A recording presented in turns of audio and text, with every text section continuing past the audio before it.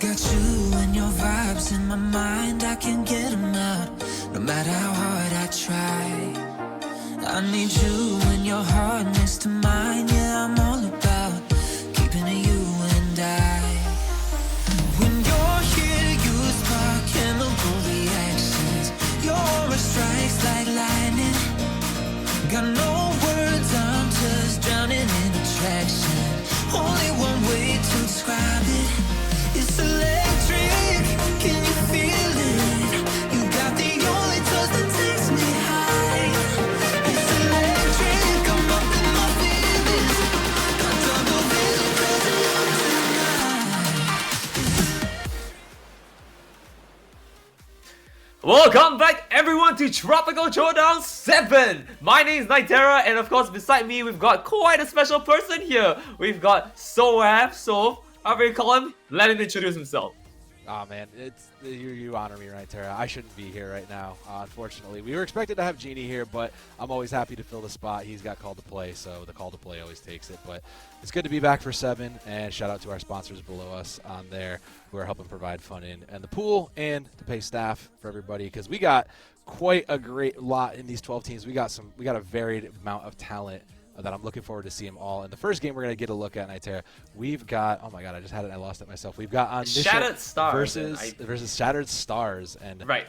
I'm very interested to see this one. This one's going to be a really interesting one. Omniscient they're coming in, so for those of you who don't know, for these of you who are coming in maybe don't know it, they're one of the top ranked teams amongst the tiers of Splatoon, so I'm really looking forward to see how they play. We saw them back, I think the last time we saw them was one of the earlier Tropical Throwdowns, so there's a lot. Right. I'm expecting to see how this team has grown. Yeah, definitely hope to see what they've got for us. In fact, I think that was potentially my first Tropical Throwdown coming into this. Yeah, I think it was actually. That was one of my favorite teams to look forward to. And Shattered Stars as well. I mean, over time, I've seen them pop in and out of different games as well. So this is going to be a team that's going to give me a little bit nostalgic. You know, I'm not sure who I really am going to root for here. But so, do you have any of the details for us for the teams? Like, who are they and what colors might they be potentially running here? Well, so for those just coming in, because I know you and I we roll in different scenes, but I'll catch you up really quickly. It's all about bazookas here, Nightera. So the question mark is, yeah, we're watching bazookas now. So it's going to be 2, maybe even 3 bazookas. And the question mark that I think we're going to find people trying to play the answer to is, do we have an answer for these Zookas? Are we able to get them under control? And is the answer just more Zookas? Because it might just be yeet as many Zookas out into the field and make sure your opponent's dead. That sometimes just making your opponent's dead, it gets you the win. Well, there's a reason why they call it a tactical nuke.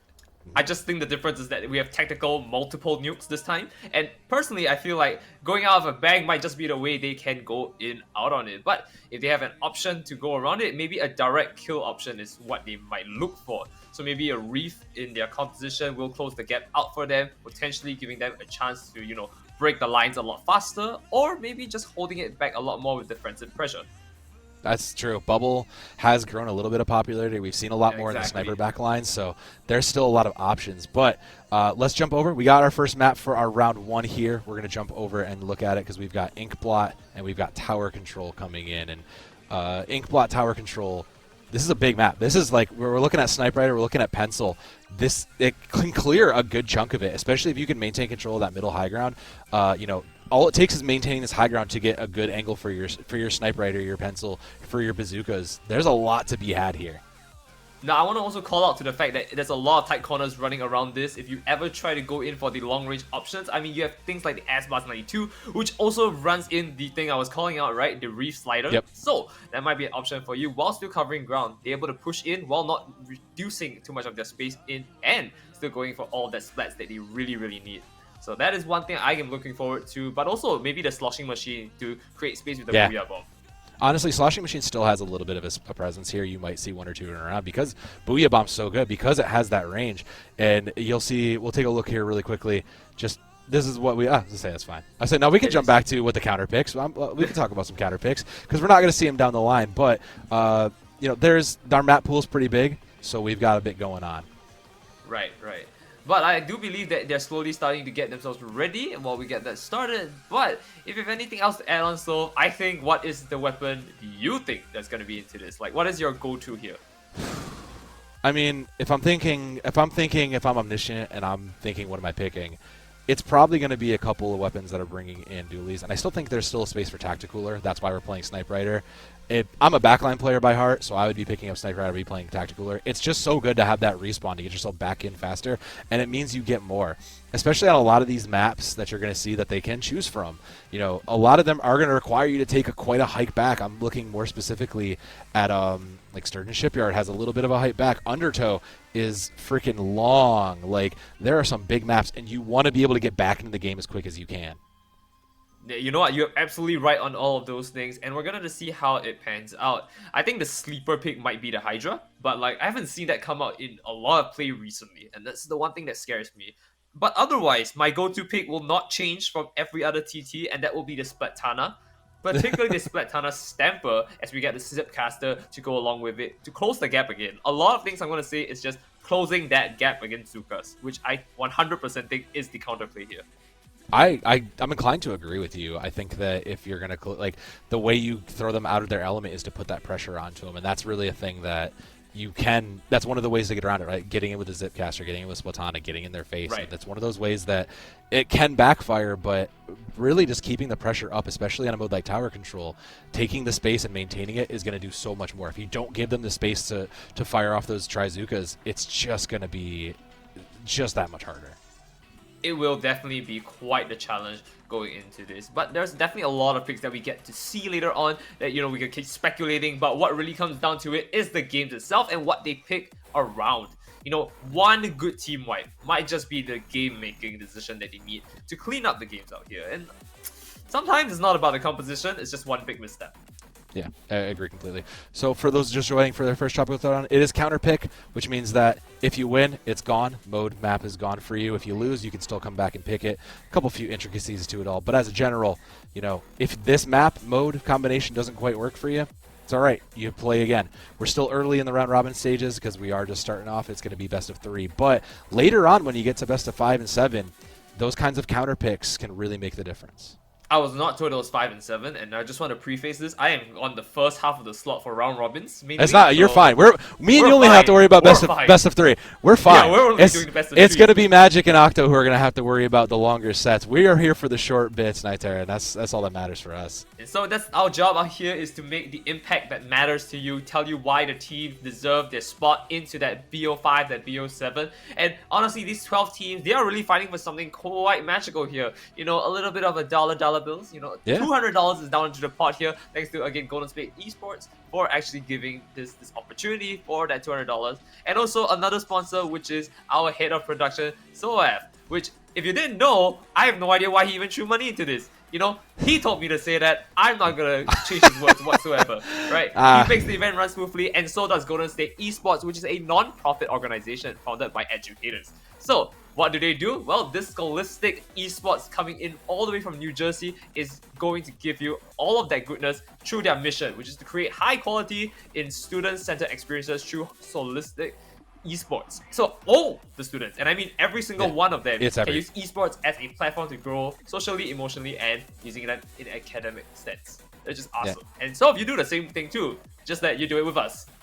I do it with you. I do it on the other level, but it's different. No, Garden State is really incredible. I've not worked with them proper, but I've seen the work they do, and I've seen them like work in person, and it's incredible. These kinds of things need to be supported and grown. So shout out to them for helping grow the grassroots of games that matter to the youth and the people who want to play it. So, I mean, I do believe we have a ad we can play for them, but when that happens, you guys will know. You guys will know. Trust me, it's actually awesome. We've seen it. Yeah, it's pretty solid. But Nightera, let's get back into it. Let's just throw it back here because we're back at Tropical Throw 7. It's been a couple. We've seen a lot of different things come and go, but I think that of the things we'll see today, the quality play that these teams are bringing is going to be a lot, because we've got quite a few some pretty solid teams across the Splatoon spectrum here. Right. We've got Omniscient who we're going to look at. We've got Triggerfish Zones who are coming in as a D2 and coming in near the top. We've got Please Forfeit who are coming in near the top of it. So there are a lot of teams. This is quite a gauntlet for all 12 of these teams. It is. So I'm excited to see which of these teams come out on top. I mean, no slouch. I mean, there might be some pickups here and there might be some returning old faces, but hey, meta has changed quite a little bit. I mean, you've told me the Zukas are one to be recognized right now, and I gotta say, there's a lot to pick up here when it comes to Zukas. There's an entire variety of them in terms of weapons that we can pick up. And so, what we're gonna see is definitely going to be one for the making of history. So, we're gonna have to check that out real soon, as I believe they are setting up for their games here. There's a few minor delays on their end, just testing out some stuff before they get into it. So, we're gonna get it in just a bit. And obviously, you're not the only one waiting. We're waiting here, so, and of course the entire production, we're just waiting to get back into it. Remember, you are looking at Shattered Stars versus Omnipotence. Here we go. Omniscient. There we go. There you go. I didn't butcher them. They're my go-to team, by the way. I just want to be clear here. No bias. That's all right. I can't say the name. Interesting. All right, the Stringer coming in from the side of Calamity. That's one I've picked up on my own, but you can see it double Zuka across the board. You see a couple of the weapons, but sloshing machines and a couple of the Zukas are really low. I'm really interested to see how the Stringer plays into this. That's a unique pick. And it's beautifully done as well. I mean, of course, we also have the Reflux, which is something that we have to see every once in a while. It's a special pick in someone's heart. And we're going to see them take a nice wipe out right here into that. And now they just completely walled off. In Inkwell Art Academy is such a small and dense map. You just need to know where you're going at it. Yeah, it's looking good. That'll be Omniscient in the orange also. I know we've got our colors a little bit off, but they will get checkpoint 1 here. And I mean, this is, again, that stuff we were talking about. Just getting control of these high grounds and taking the space. That's what we were looking for. The Ancient's going to drop too. Pika's just caught out. Eventually just gets there as the cart continues to roll. And I mean, this is what we were afraid of, is the Zuka's just getting the space to run. And they are getting the space to run, completely walling them off, not allowing them to go in. That's funny. Tries to push him forward here, but to no avail, only getting called out. The Zuka is out for the count here, 1 down on the side, and he's going to try and push in for a second one here. But funny, just slowly being walled out with no space to move in. It's very hard to say. However, look at that. So they're going in strong on that point. Under 1 digit right now. Yeah, they're going to clear it out here, and that is just a show of force from Omniscient, who just a masterclass, just walking in, making sure they could get the space they were looking for, and really just taking the space, owning it truly. Like, that's what you would expect from someone who's going to come out here and put out that kind of work. It was a long wait, and it was a short match, but I think we really did see a lot out of that. So counter pick coming soon, TM. But Omniscient just absolutely putting out a show of force there. You can definitely see that Omniscient nailed it. Definitely had the idea of what they were trying to go for here and made sure that they were walling everyone off, which is the main thing that I was calling out at the very end here. Because, I mean, what can you possibly do if, like, 2 people are just holding on the other forward, right? They're also pushed back and there's no space for them to move out. Their entire ink economy there and real estate is just 0. Yeah. Admittingly, as much as I want to love and root for the Stringer there, I think it's just too slow. I think the chumps are just going to come out. It's a great space control mechanism, but against a fast-moving team like Omniscient, you're not gonna build it quick enough, and you're not gonna get the space out. It's really kind of almost gonna come down to making sure you can survive. So I wonder if we'll see that adaptation, or if we're just gonna see that Stringer. Because I want to root for it. I want to see that thing. I want to see some chumps knock somebody out, but that is just a rough take in such a quick-moving team like Omniscient. I think maybe the other option they can try and opt for, which is a slightly weaker option, would be the Ink Storm, which in practice is not exactly as good as the chumps, but then again, you're getting it an effective, immediate, something to really impact the board right now, and that's what they might want to look for. And of course, there are options here when it comes to Ink Storm. So, I mean, you have any picks here before I go to mine? I mean, I don't think it is. I'm thinking about what map mode we're going for. So Tower will be off the control, because I'm thinking, like, if what we saw, we're probably avoiding Rainmaker. It might just be Zones, honestly. I know that Zones is a favorite. Zones is a very popular pick. It's one of the world's favorites. So I'm thinking it might be one of the Zones teams. Probably one of the Zones maps, if I had to guess. Especially if you want to keep the Stringer. If your goal is to try to play to contain the space, I think that's probably your best shot. It might actually be your best shot here. Now that I'm thinking about it, you are absolutely right. But again, we aren't gonna zone out, or like we're not gonna leave the Zukas out of the side here. So maybe a map that could really benefit them would be one with a lot of either long spaces or walls that we can walk around from.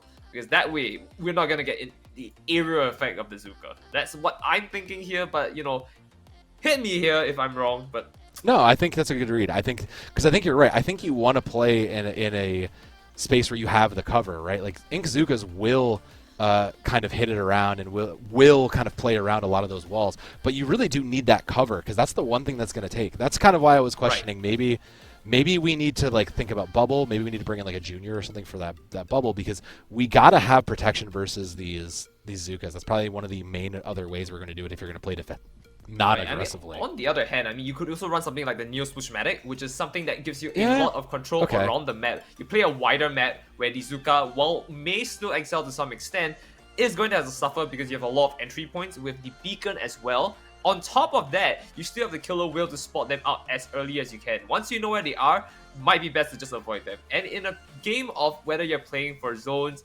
the Zuka is only going to do one of two things, right? In any game mode, which is to either get splats or control space, which if you're going to play splat zones, always good to push them off. Yeah. As you know, like, it's zones. You have to maintain control. You have to be able to get it. You can't afford to take those penalties. So getting this spatial control, and that's what a lot of this meta is right now, is just controlling the space, finding the picks, and making sure that you are able to keep yourself going with a combination of just like getting back into the fight as quick as you can. This game moves so fast. You saw how quickly Game 1 went, that you can't afford for it to drag on, and especially in a mode like Splat Zones. You can't afford for penalties. Well, that is true, but that's also why I believe that maybe the firepower might be something they want to be more consistent with. The Zuka is great and all, and you can run like special charge up to make sure that you guarantee it faster. But I feel like, you know, there's a hidden gem here that we're not looking at, and that is the Nautilus 47. Okay, yeah, no, Nautilus had a brief... I agree with you. Considering Nautilus had a brief period in time where it saw some light, I do think that is an option, especially given the sensor where you can then just kind of spot everybody out.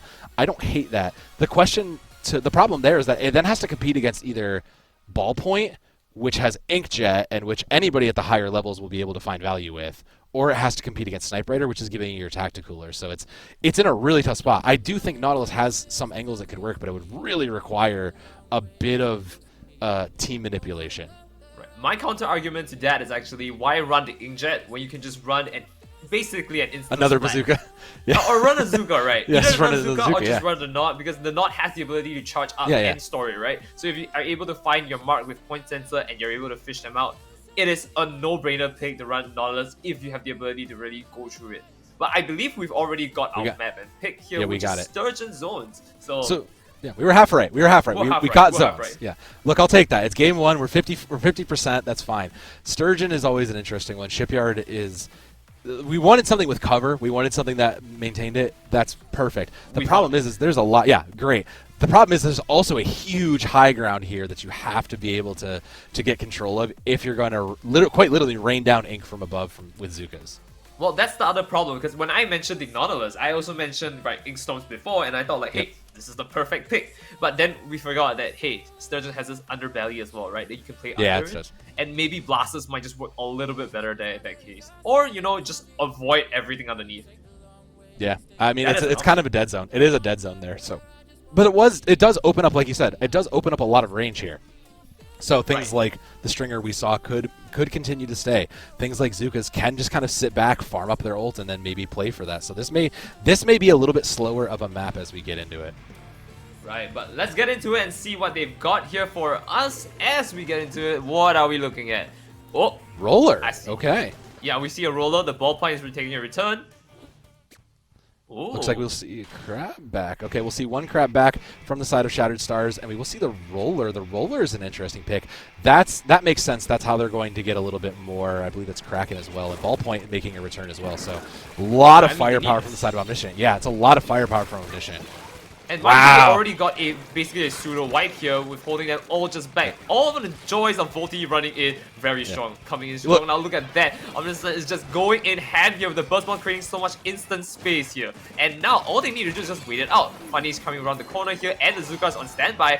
I think you know what time it is. Yeah, it's going to be time to be that. Carbon Roller is just getting value. They got the high ground. Looking for it. Does find... No, someone else finds one. Does manage to get it, but does get picked for it. So the Zukas continue to fire. And this is what I was talking about. The Zukas are going to profit from these high grounds. So they need to get onto that point, though.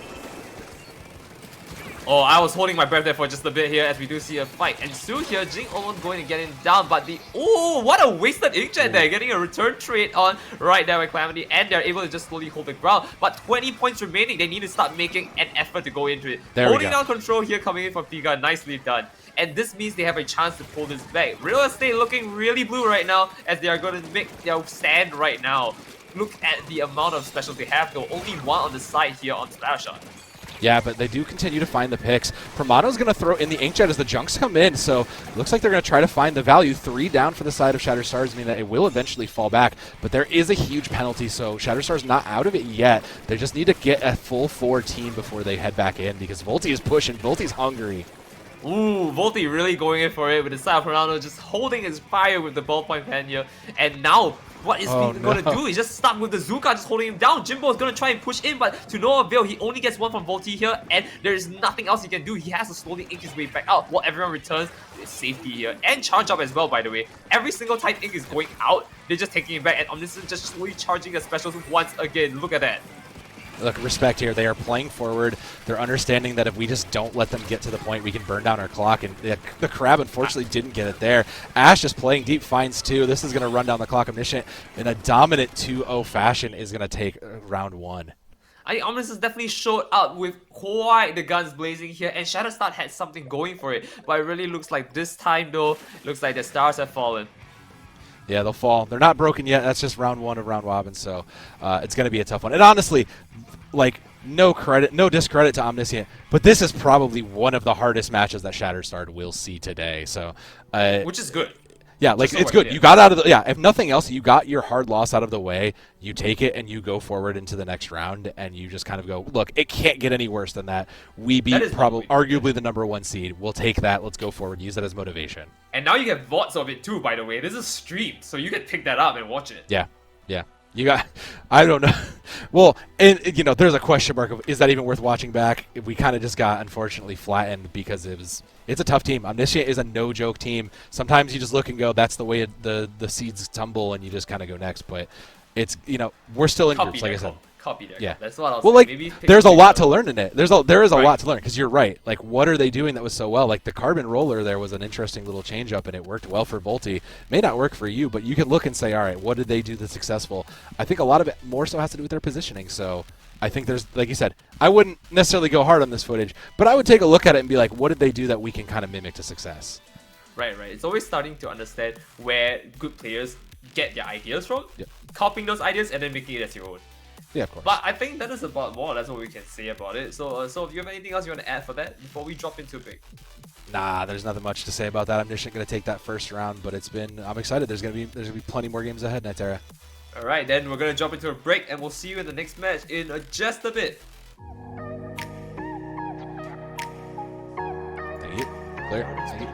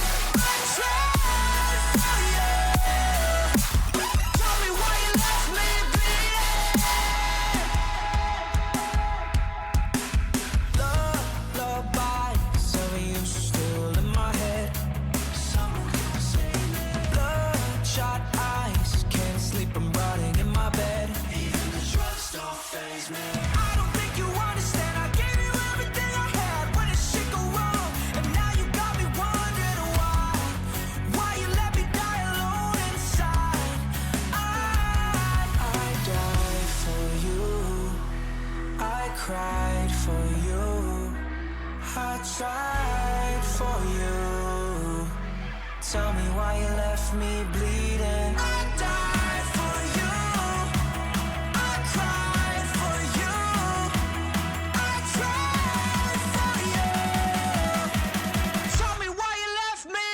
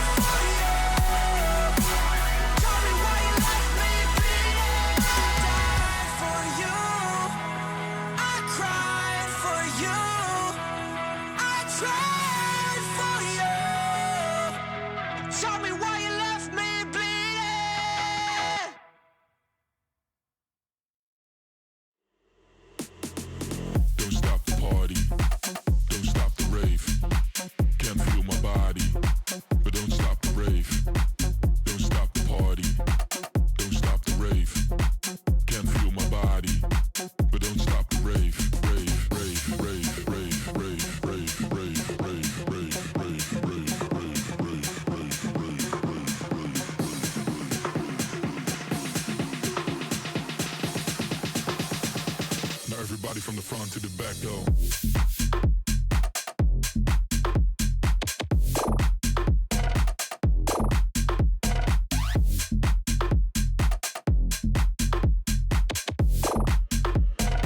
Now everybody from the front to the back, go, go, go, go, go, go, go, go, go,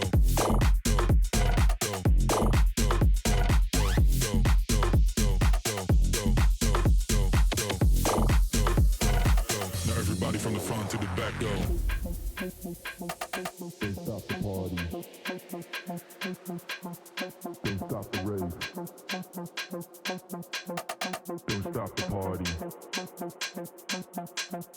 Don't stop the rave.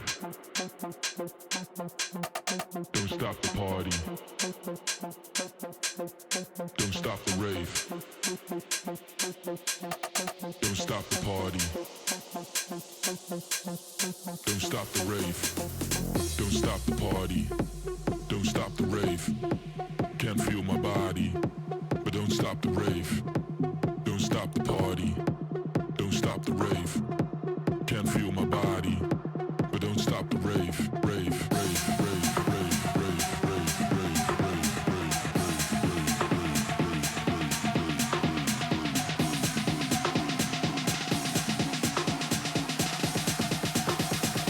Now everybody from the front to the back, go.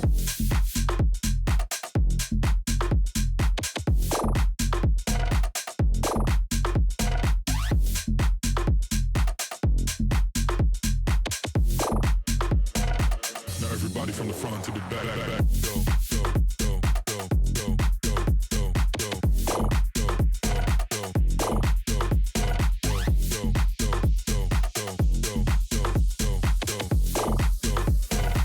now everybody from the front to the back, go. Don't stop the party. Don't stop the rave. Can't feel my body, but don't stop the rave. Don't stop the party. Don't stop the rave. Can't feel my body, but don't stop the rave.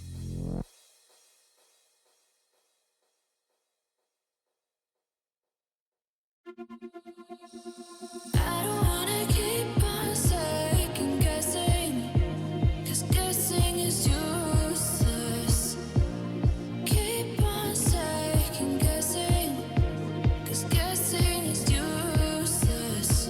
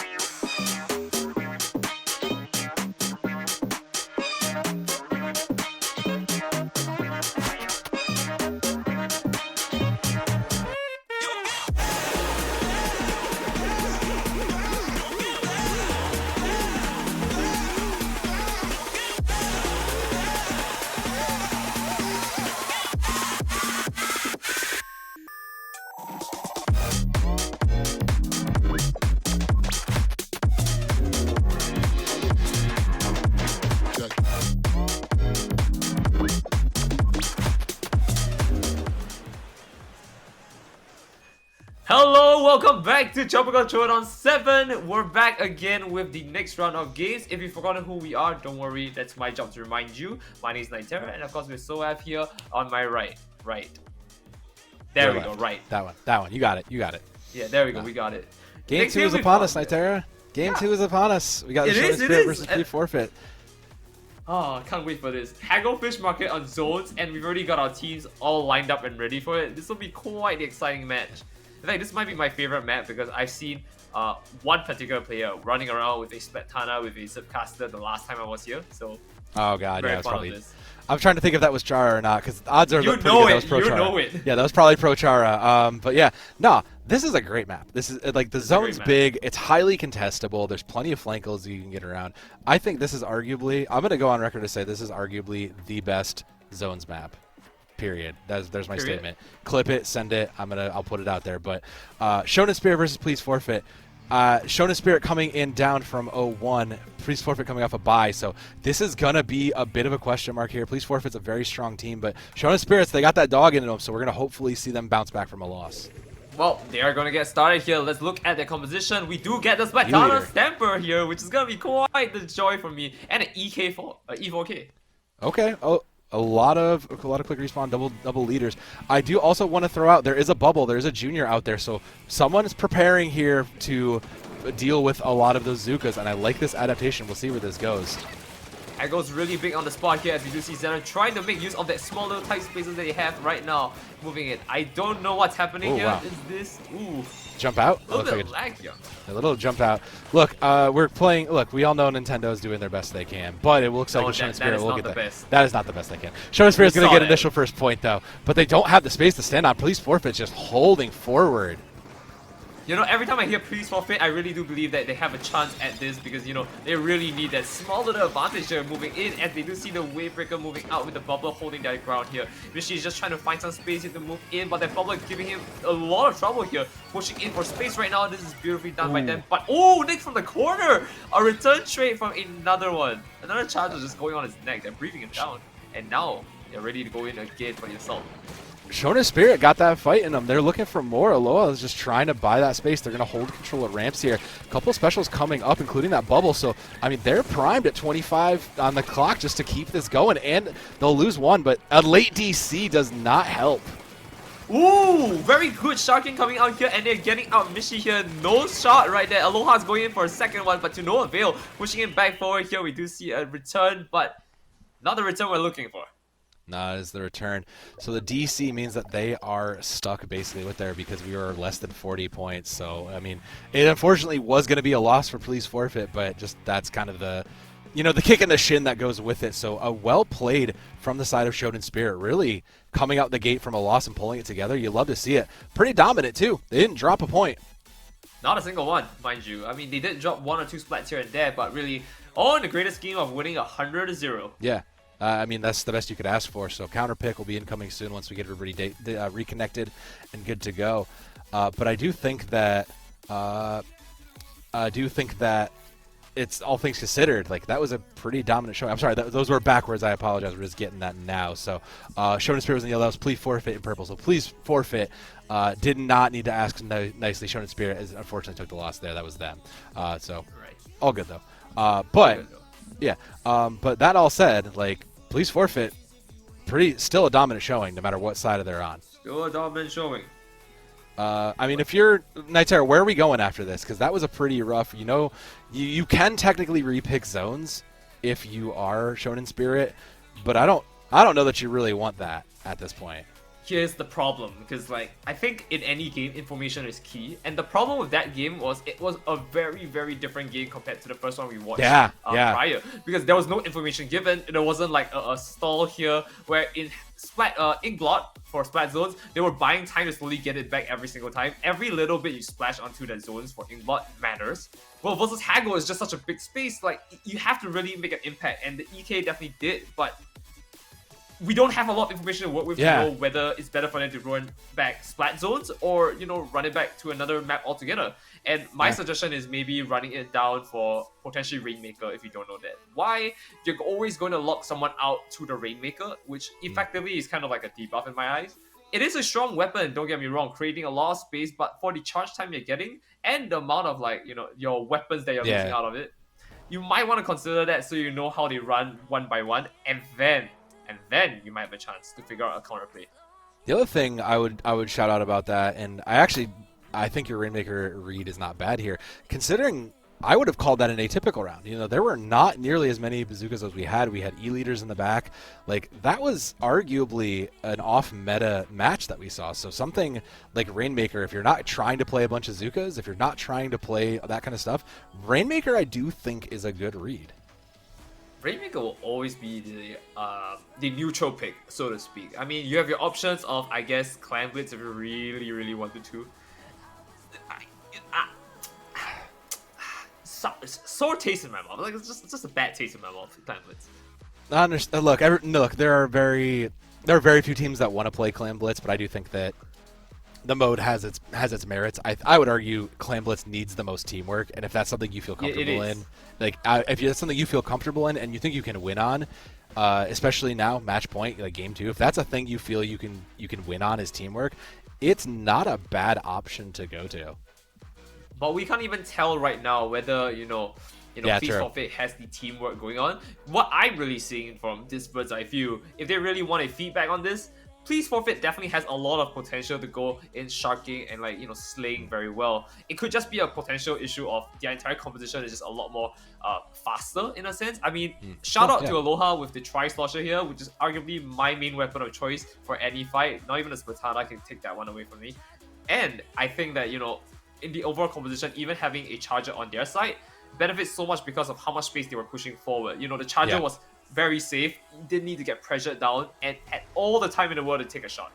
So maybe it's fast, but then would Clan Blitz be any better? I mean, maybe they'll just rush it down with like. I don't know. Let's get a look at the map, Nightera. Let's get a look at the map pool and see what you think, because I think there's definitely a lot of choices, but I think, like you said, it depends how you really want to feel about it. Because if there's a lot of these Clan Blitz ones, Scorch Gorge is a huge Clan Blitz map. If you want to keep the E-Leader, you can absolutely keep that. But then there's two new ones in there that I don't know if a lot of teams are scrimming, which is Crab Lake Capital and Barnacle and Dime. So maybe you're trying to play it, maybe if you need like a surprise factor and you want to play Clan Blitz, like that's an option. There is I wouldn't write that off. I think the other question mark is like, what do you really want to do? If you really want to do and see that, it's all good. I see you're a mastermind reader yourself, Soaf, because I did want to call out Crab Lake Capital for Rainmaker for a very short while. Maybe you were thinking of Crab Lake on Clan Blitz, but maybe. I think on Rainmaker it's an interesting one. But okay. You know what? Old but gold, we're going to go back to Tower Control on Inkblot Art Academy, something that has been proven tried and true from the last round. Let's see if they can make something work here. We acknowledged this earlier. This is one of the favorites of the community. It's so big, it's open. There's still so many high grounds. I think the question mark now is, are we going to see a big comp change? Because we saw a bunch of Zookas flying around last one, but I do have to wonder, it works so efficiently for the side of the Please Forfeit. Do you really got to change anything? Good question. I'm gonna leave you hanging on that one. Yeah, I'm I guess sure so. Myself. Yeah, we're gonna go see and find out. But when it comes to something like tower control, like you said, we saw you need to be able to control the space. You need to be able to keep it moving. So a backliner may not be as necessary here. You may not want a full charger just sitting on the tower. I mean, I would believe maybe potentially what we might see is the Zing Mini Splatling instead. With this high rate of fire here, you want to get very quick picks here. I mean, I know you said Inkball is a very big space here, but I like to call it more dense, if anything, because you still converge on one really big main point here. Zing has a little bit more range compared to most of the shooters that we have here, and of course, that kind of gives it a little bit more of a spice factor, plus the Bubbler, which is just going to counter a lot of the Zookas. Yeah. I mean, you've got to think about that. Oh, I trust me.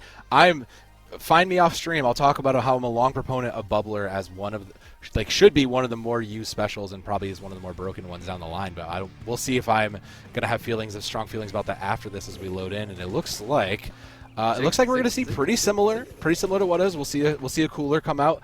We'll see Ballpoint though is there, so we're gonna see a couple ink checks. We will see a bubble in the junior. So quite a variety. We can still get the stamper though. We still get a stamper for you, Tara.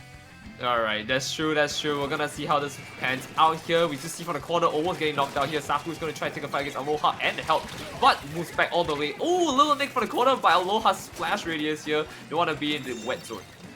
Yeah, and they'll quickly take the rest of that zone, though. So Bubble dropped early, though, as it hits checkpoint 1. Shonen Spirit is back. Fighting Spirit's there, though, so they'll get control. Inkjet's up. Picked out of the sky, though, means they'll get control of the tower. That was beautifully done coming from the side of course, Shonen Spirit here. They were able to make something work, and they're going to try pushing once again. Zaku's trying to fight his way out with a little bit of assist. Now has control of the place here and is able to fight for his team. The Zuka is on standby now. Will he pop it off as they have quite a bit of real estate to work with here? A lot of ink coming in back and forth here, and now they are on the down edge here, pushing slowly. Aloha's slinking in the back and then make a path over there. I see it. You're right. Aloha comes on the corner. Oh, he gets caught out! What a showing! What a showing! You know your map control. You see it, and the bubble is now popped out. He's trying to make some space here to try and pick it back up, and it completely pushed them back now. With only one remaining, they have to fall back and regroup here. But holding his ground here, we do see Zenith going to try and shut for him. There we go. Yeah, these high grounds have been so crucial. You have to get control of it. Stampe is out, though, so they're going to try to run him down. Can't quite get it. No, he falls. He catches one. Zenith will get rid of it there. And that's an opening. That means this can roll forward to 3:30 on the clock. They'll get to checkpoint 1 and a lead almost in position for a police forfeit. Closing. Oh, and they pick it up. They are past checkpoint 1 here. Aloha is trying to control the space right now, picking one for the team here, and it's basically a pseudo wipe. We do see them having one more special available on their end to make a push and a return here, but the bubble is going to cause a lot of problems here as we are slowly pushing into checkpoint 2. Stamper goes long. Zenith is looking for more. Does find the one they're looking for, but I think he can't quite get it. No, Throws doesn't quite get it, though. And now it's just controlling these high grounds. It's up to Shonen Spirit in the last bit as they cross down to the 28 third. Second checkpoint is coming up. Oh, history is being repeated once again as we do see them trying to go in, but another Zuka to just hold them off here. The try is just going to lock them in place, which is beautifully done. But an Inkjet to the face here, and Yoshel is going to continue pushing in. They're going to push in for 17-16, slowly coming down. Yoshel's not out for the count here. They need to jump onto the tower right away. It's on 9 points here, and a complete wipeout is going to save them. But with 77 points remaining, it is going to be a long way from home. It is going to be a long way. That is almost basically a clear 2:30 on the clock. I mean, they'll get the ink back. They'll get mid-control here in Nitera, but there's still a long ways to go, like you said, in Zenith. Taking those fights early does get taken out, though. Means that it's going to be 2 down, and the Zuka's out, too, just trying for the third pick. They'll keep this cart rolling. They just need to keep the pressure up and take the space now. Well, so they have definitely a lot more weapons all in favor of, map control here, but that's the thing though, they need to hold it down right now because a lot of the map control is slowly being taken away. When you compare it to the amount of ink that they can dish out on the side of Please Forfeit, you don't want to challenge that. Just play as a Slayer calm while you can. And now you see from the corner here, Zenith is trying to take Saku out and is going to be hit by the torpedo, but managed to make it out with the thing there. And nice tracking right there on Zeno, returning the favor. Aloha coming from the corner and as well going to try and make it way, but no, knocks it out just like that. And we're going to see Saku also going down for the count here. Aloha reigns supreme as he goes back to hiding. It's going to be license deceit. License deceit. Aloha looking for more. Can't find one. Knows where they are. Got it. He can't trade out. No, he misses those 3 shots. Just falls short. He lives. Minute 30 on the clock, and the cart is still continuing to push. Stamp gets denied, and that's 2 down for the side of Police Forfeit. Shonen Spirit digging and searching for more as they try to hold this. Well, they're going to have to continue to hold this very much so as we're going to see another return fire here. We have the tactical on standby here, going to help the team, and they're going to try and push this out. Nicely done, going in for a few more specials to just control the space here, and he's going to lock himself out. A nice flat here on Aloha, and the bubble being popped up early. That's great. They want to see that happen because now all they need to do is just wait out the timer. That bubbler is going to slowly lose his potential here as Xenon takes it out, but they just need to play slow. They've got this all in the bag right now. Ballpoint is on standby with the Inkjet as well, and we're going to see if they can make a return, but 2 on the side here on Aloha, and he's going to try and make 1 more count for 3. Does he get the third? There's the third. He gets the third! Absolutely just runs it. Yeah, Police Forfeit. They know that they don't need to even push it all the way. They just need to maintain control. They're going to keep riding it up, but as best it can be, Zenith going to get punished for going a little too deep. It's a 2-2 match now. It's 10-10, just trying to find space, trying to find the last one as they try to buy this ink back. 25 on the clock. Cart back to center now, and it's 1 up for the side of Police Forfeit. It's do or die time for Shonen Spirit now. They have slowly been able to make it push back every once in a while, but like that little bit of from 77 to 61 is not helping them. Zenith getting himself 2 on the side here of Splats and getting return traded right now, losing the Ultra Slam here. But slowly, 1 by 1, they're falling down. 5 seconds on the clock. They have to push it in right now. Titali is now holding his ground onto that tower here. They retake the tower, but with everyone jumping back, they need to slowly make the way for their spawn. And no, complete 3 down. I don't know how they can return this. They have 1 more player. They're holding it down. 4 down. If they go in, this is it. That was it. They had a chance. I saw the glimmer of hope there. Yeah. But that 3K right now, oh, that hurts. That hurts. It hurts. It's the panic, right? It's the we know we need to be on cart. We know we need to be control. Oh, that just hurts because you know everybody was there. Somebody could have stepped off and maybe kept themselves alive, but it's just one of those cases of like, man, we knew we had to throw everything at this cart to keep it moving, and that's just the way it is. So Police Forfeit's going to come off this in a 2-0, and again, quite a show fashion. Shonen Spirit though, 0-2. It's going to be tough. They're going to have a bye next, so the good news for them is that pools are small. Pools are small, so there's still a chance they could go on. I wouldn't bet money on it, but there's a chance.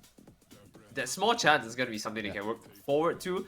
But for me, at least, what I think Shonen Spirit could have done, I mean, I recognize from the spot there, while they had the inking potential, they were definitely not the leaders on that front. They definitely had a better chance when it comes to Sling. And I just don't think they capitalized on that really that much.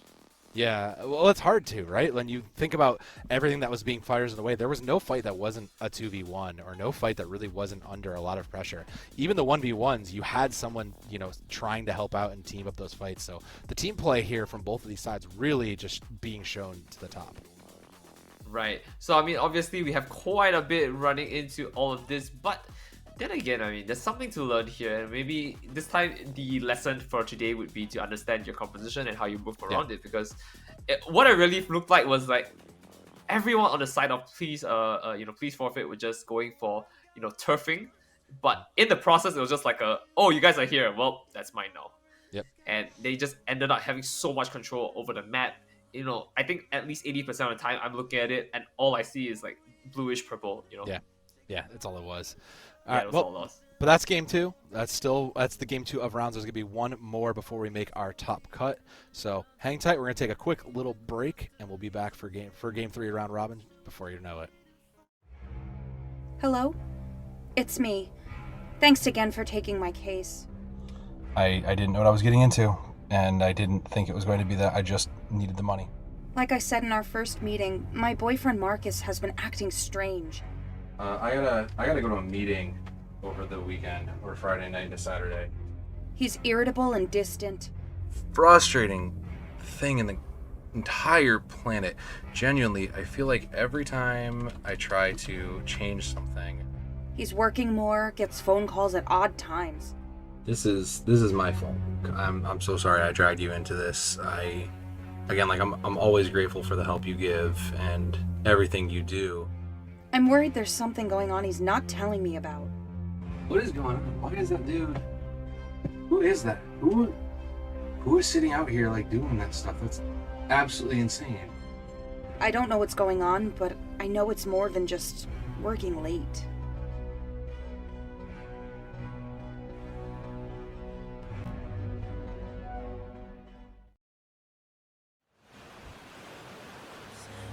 Walking slowly in the mountains underneath the constellations. Yeah, I know that you've been waiting for me. Time is losing all its meaning, like I'm living in a dream, and I've been chasing all the feelings I need. It's in these moments with words unspoken, my eyes wide open, life tastes so sweet.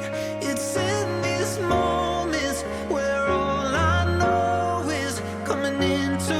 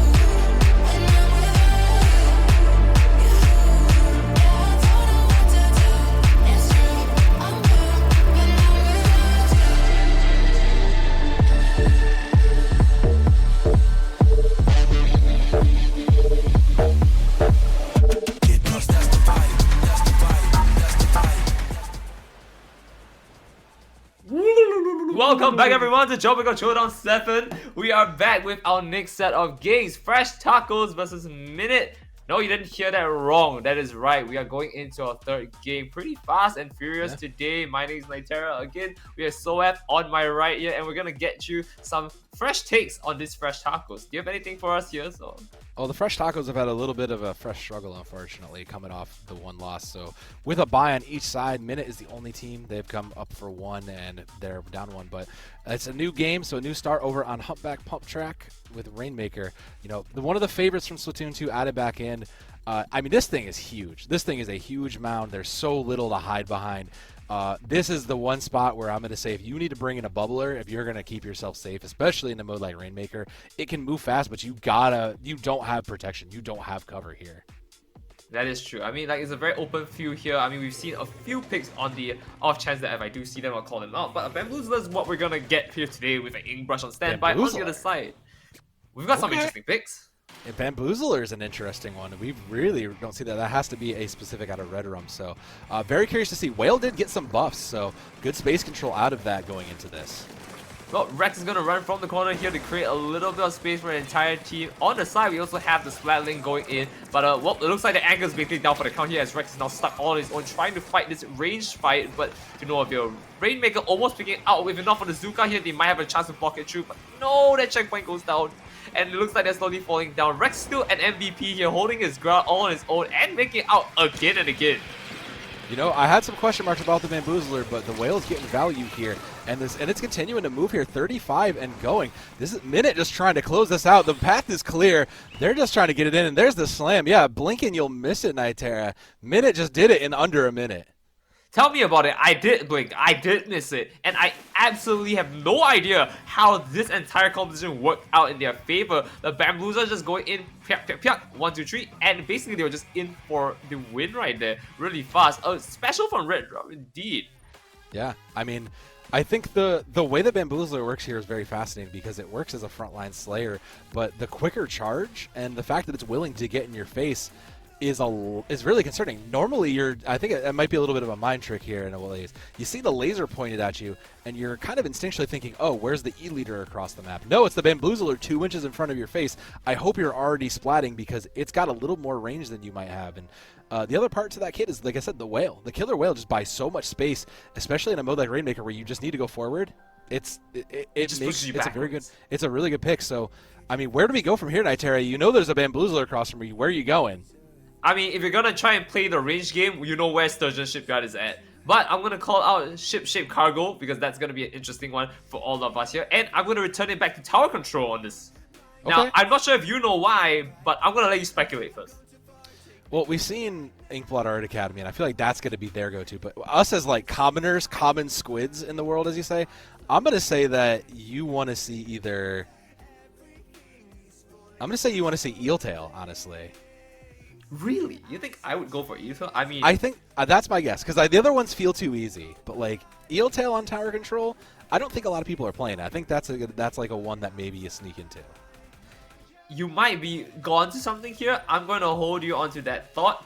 But Eeltail definitely has a lot of good points that we can like look out for. And I mean, it doesn't directly compete against things like Red Rum is running. Yeah. And of course, a lot of the other things that we have seen in that last match. Yeah.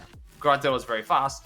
Yeah. But I think it definitely opens up more options, which is what they might need more. So if there are more options out on the table, there's a chance they might find something that works for them right now, then go in. But we're going to go very wrong. Shopping. Yeah, we were very wrong here. Mako Mart Clams, okay. Yeah, that's the first we're going to see of Clams today as well, by the way. Which is interesting for me because, I mean, you know, shopping around this area, I don't particularly like to shop for Clam Blitz in my games. I would prefer something a little bit more stable. And look, I'm surprised that they've gone for this. Mako Mart wouldn't have been my choice for clams, but I respect it. Look, I'm a clam blitzer. I think fully that it is the superior mode, and you can fight me. I'll take it. But Mako Mart wouldn't have been my pick. I think it really requires so much mid control, and the Bamboozler, you know, you put it on those little high ground little bits, and I guess it could do enough here. So good. Yeah, I'm interested to see. I do think clams though is like if you're afraid of getting overrun, clams is going to be a mode that prevents that. So I do think it's a solid choice. we'll have to see what pans out here and how they're gonna run their compositions if you want to get something going. But I have a strong and sneaking suspicion here that it's just purely a counter pick because one, they're confident in themselves as a team, but also because they just wanted to find a way to stop the Bamboozler. Because in its tracks here, what's the Bamboozler gonna do in the long run, Main Command? I mean, it's a fairly long map if you look at it diagonally. Yeah, no, it's true. I think you're onto something with that, honestly. I think, like, yeah, Killer Whale and Autobomb are very strong. Those are great subs for it. But I do think that if you're trying to deny some of that kind of unique weapon pressure, you're not necessarily going to enter. You can't enter on a Whale. So I would actually expect almost the Bamboozler to maybe give it up and go to something different here. I think, if anything, this is where we see swaps to more meta-based picks based on how this has to go. I'm calling the 10 attack splash shot. Real quick, 10 attack. No, that was still a Bamboozler, so looks like we're gonna be there. But We it were will be a bamboozled. Tri-Slosher. I'm bamboozled. It is gonna be though the Tri-Slosher to give us the cooler though. So energy drinks are on the board. There's a Zipcaster though, so that's the other way, good way to get around and to try to keep everybody bamboozled.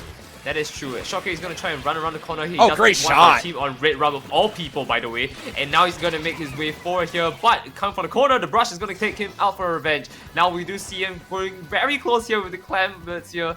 Sorry, Clam Blitz, Super Clam here. And we're going to go and work our way around on this one. Yeah, I mean, the Brush was the other one that I kind of saw quickly, didn't get the chance to spot on, but Ooh. Tetra dies, unfortunately, with those clams. That's going to be a lot of the way. Bamboozler falls as well, so it's going to be the even. Fresh Tacos is going to get in. They do have the monster, so they'll be back quickly, but, it's still pretty even. Minute only has a slight advantage in the clam economy, so, it's still pretty free here. It's still pretty open. Oh, that's their first power clamp here. They're going to try and wait for opportunity. Tentacle has popped out here, and now they might have an opportunity to just run it down mid. Quite literally, I mean, they have the advantage here in terms of space by a little bit, and they're slowly going to make it. Red Rum has now pushed his advantage forward here. The Suction Bomb just pushing him away just for a short while here. Very soon, he will be able to enter here. Already going down to suppress all of them now with that little bamboo of his. But he's going to contest against the 4 point here, and he still makes it out of that. I cannot believe my eyes here. He's got 8 clams here. He might be able to push for his team if he makes a bit more. The power clamp is on standby now. All you need to do is run it in and drop it. And we do see the first of many going in here. We do see Cam now trying to make a wave right for Tetra, and he knows that he has to return to respawn for his team. But Red Rum's waiting for opportunity. He wants to take Rex out before going in, and he does. Killaway is now popped out here, and this is going to be another 20 for a side here. That is beautifully done. And a wipeout as well. This is gonna hurt. This is gonna hurt. I jinxed this. I said it was going to be I said if you wanted to stall out, if you wanted to make the game a little longer, you can play clams. Looks like I was wrong. 12 and climbing means that this is almost closing the door in one shot. They have no way at this. They have to run in with 3 more. They have it. There it is. That's over. Minute I had to jinx it as well. I had to jinx it. Wow. Minute absolutely just not letting these games go faster than a minute. We really took down the timer here, and really all I gotta say here is that Fresh Tacos picking the supermarket didn't turn out so fresh for them after all. Running it down just like that, I cannot believe my eyes. Clam Blitz is one of those modes you don't see it go that far. You don't see that often. Yeah, you really don't see that often. Minute absolutely came out and knew how to respond to the counter pick. So I think going into, because this is, unfortunately, this is our time here on the desk already. I can't believe it came and went already, but like... It came in an hour. That was an hour, yeah. That was an hour. So behind the scenes for everybody here, we allotted like 2 hours for round robin. These flew by. This is incredible. But yeah, like Minute is absolutely a team you have to kind of watch going into this top 8 cut. Something like the Bamboozler is not something you see every day, and to play around that and to have to know that that's coming down the line means that Minute is a force to be reckoned with in the top 8. I cannot believe my eyes. I mean, I'm gonna be honest here. Red Rum was definitely not the MVP of the first round, but we can call it the MVP of the second round. Look at how much suppression he got really early on. He was holding 2 on the side just purely by existing, and that's that's scary. enough. Yeah. If your short range weapon gets that much value by simply existing, you're playing it right. You are that big of a threat, and you have done it. Yes. So, I mean, congratulations to Minutes for moving on here with a very clean 2-0, but we're going to have to hold on to you on that one as we're going to take a moment to see who are our top 8 later on. But I think this is it for us, as you said, though. Yeah, so we're going to give it on to, who are the other 2? You want to introduce them? We're going to pass it off. We're going to pass it off to Magic 8-Ball and Glitch Cactus, who I know incredible figures. They're going to be great guys. They're going to do this incredible justice. So thank you guys for hanging out, playing, and watching here on Tropical Throwdown 7. We'll catch you in the top 8.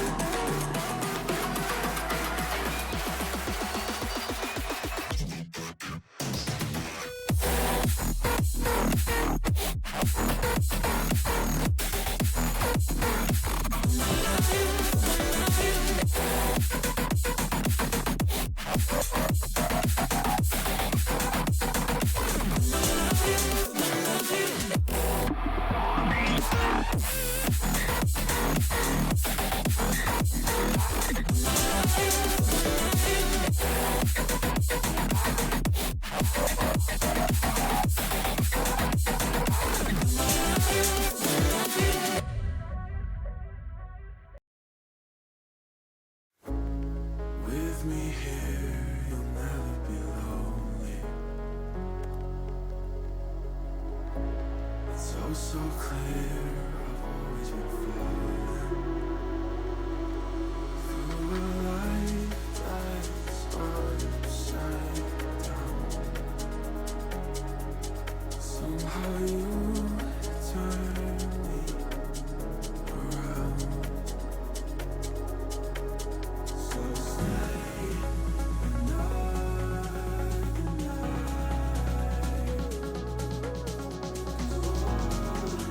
We have this time.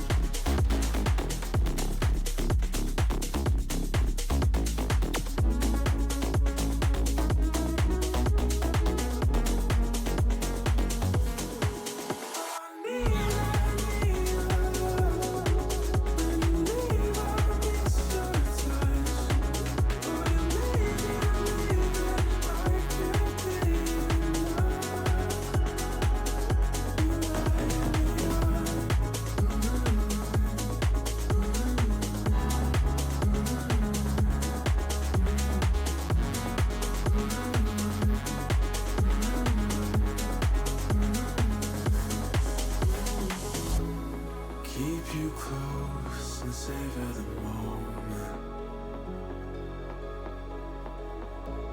You raise my hopes and don't even know it.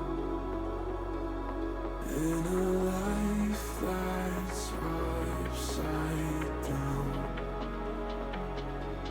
somehow you turn me around. So stay another night. 'Cause all we have is tonight.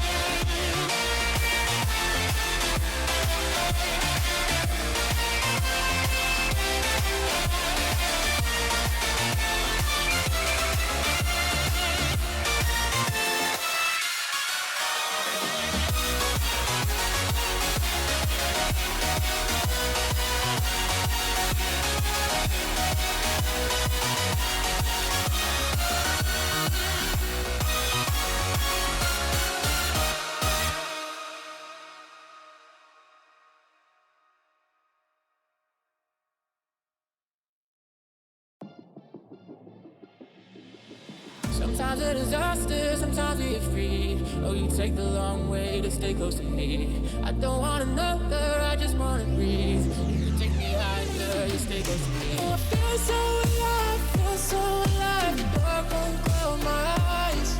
Yeah, I feel so alive, feel so alive. Oh, we chase the night. Oh, I feel so alive, feel so alive. The dark won't close my eyes. Yeah, I feel so alive, feel so alive. Oh, we chase the night.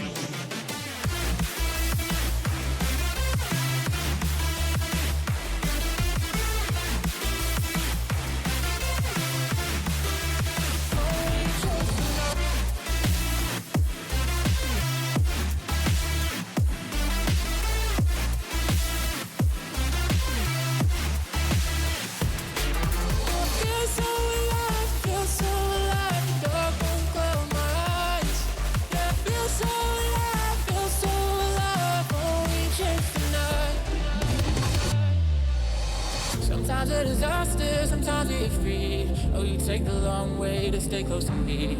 I don't want another, I just wanna breathe. You take me higher, you stay close to me. I feel so alive, feel so alive. The dark won't close my eyes. Yeah, I feel so alive, feel so alive. Oh, we chase the night. Oh, I feel so alive, feel so alive. The dark won't close my eyes.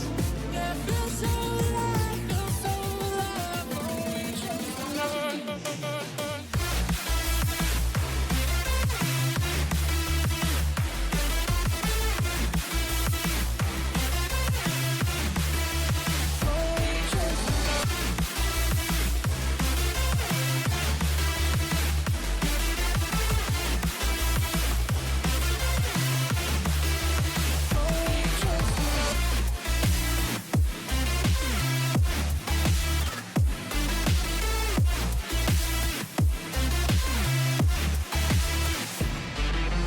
Feel so alive, feel so alive. The dark won't close my eyes. Yeah, I feel so alive, feel so alive. Oh, we chase the night.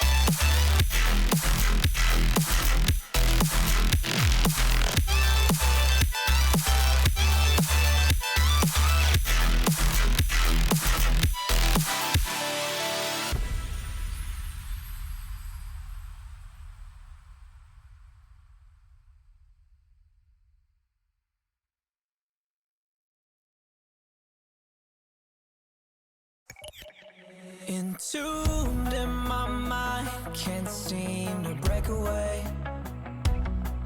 Lost in time, thinking about better days. Do you ever get used to the pain? 'Cause I don't know if I can do this again. Now you got me wondering why you let me die alone inside. I died for you, I cried for you, I tried for you. Tell me why you left me bleeding. I died for you, I cried for you, I tried for you. Tell me why you left me bleeding.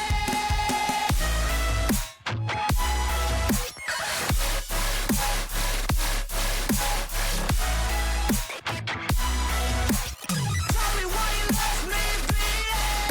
Died for you, I cried for you, I tried for you.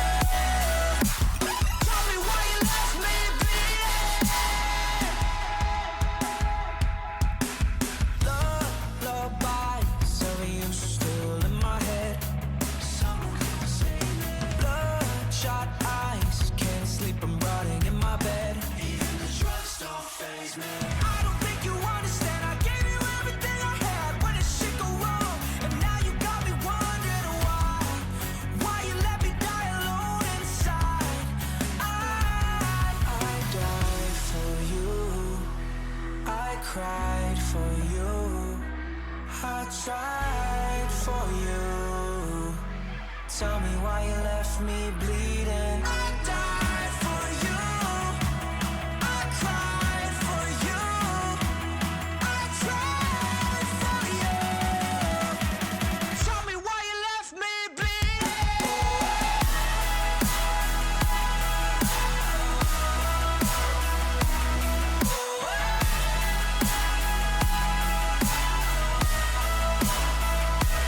I died for you, I cried for you, I tried for you. Tell me why you left me bleeding. I died for you, I cried for you, I tried for you. Tell me why you left me bleeding.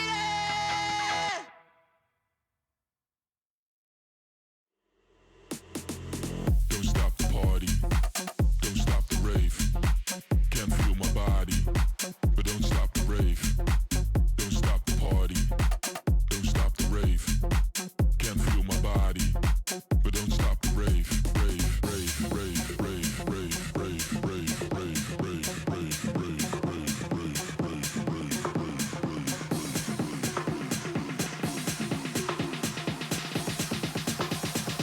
Now everybody from the front to the back go.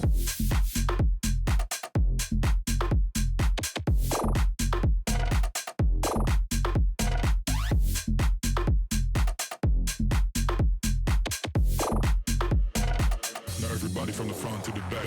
Go, go, go, go, go, go, go, go, go, go, go, go, go,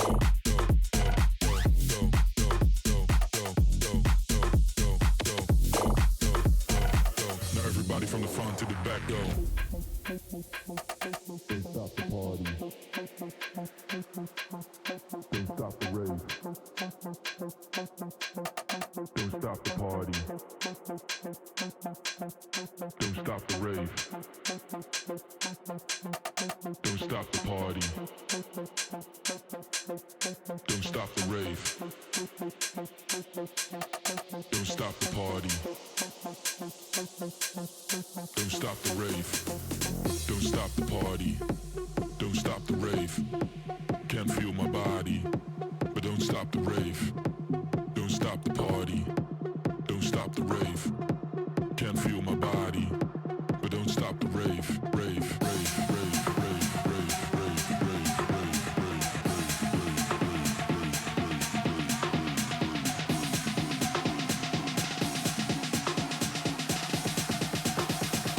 Now everybody from the front front to the back door.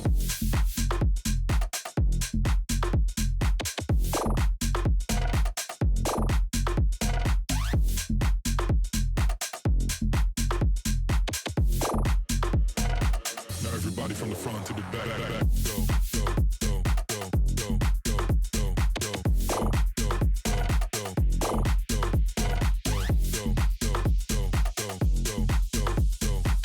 go, go, now everybody from the front to the back go. Don't stop the party, don't stop the rave. Can't feel my body, but don't stop the rave. Don't stop the party, don't stop the rave. Can't feel my body, but don't stop the rave.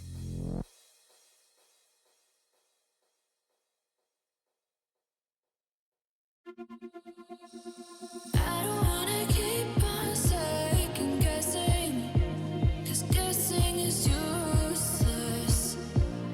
Keep on second guessing, 'cause guessing is useless. Keep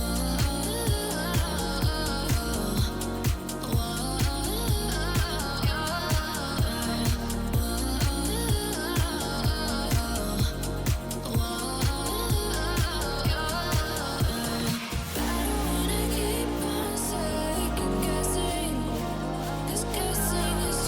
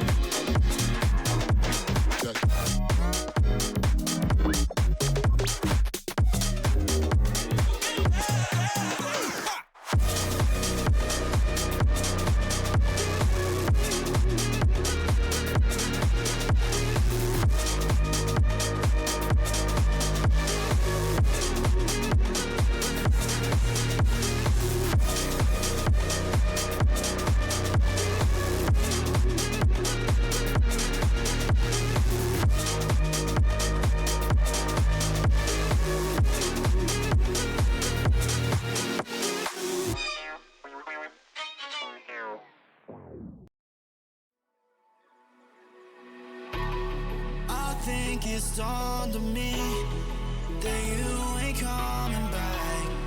I've lost my chance to see us find our way back. And in the end, amidst these trying times, I'll always try to find you. I'll lie to you to find the truth that you hold back. So stay with me. You know that I'll follow. I can't breathe. Together we'll fall apart. Stay here right in my arms, and we'll start again. So stay with me. Together we'll fall apart.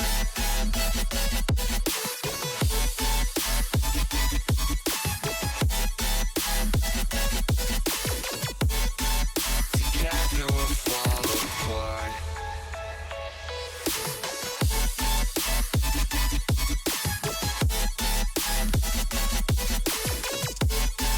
Together we'll fall apart. We'll fall apart, I know that we're a mess. Then I know that you're trying your best. And you're calling me to over dramatically talk to me. And it's so funny, you're all I wanted. And I can't talk, want you out of my life, so say none. I'll wait for days if you ain't one. I'll say none. So stay with me. You know that I'll follow. I can't breathe. Together we'll fall apart. Stay here right in my arms, and we'll start again. So stay with me. Together we'll fall apart.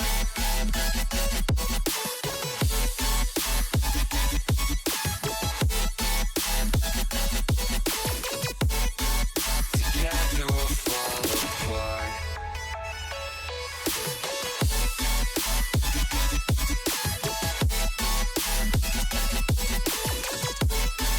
Together we'll fall apart. Stay here right in my arms, and we'll start again. So stay with me. Together we'll fall apart.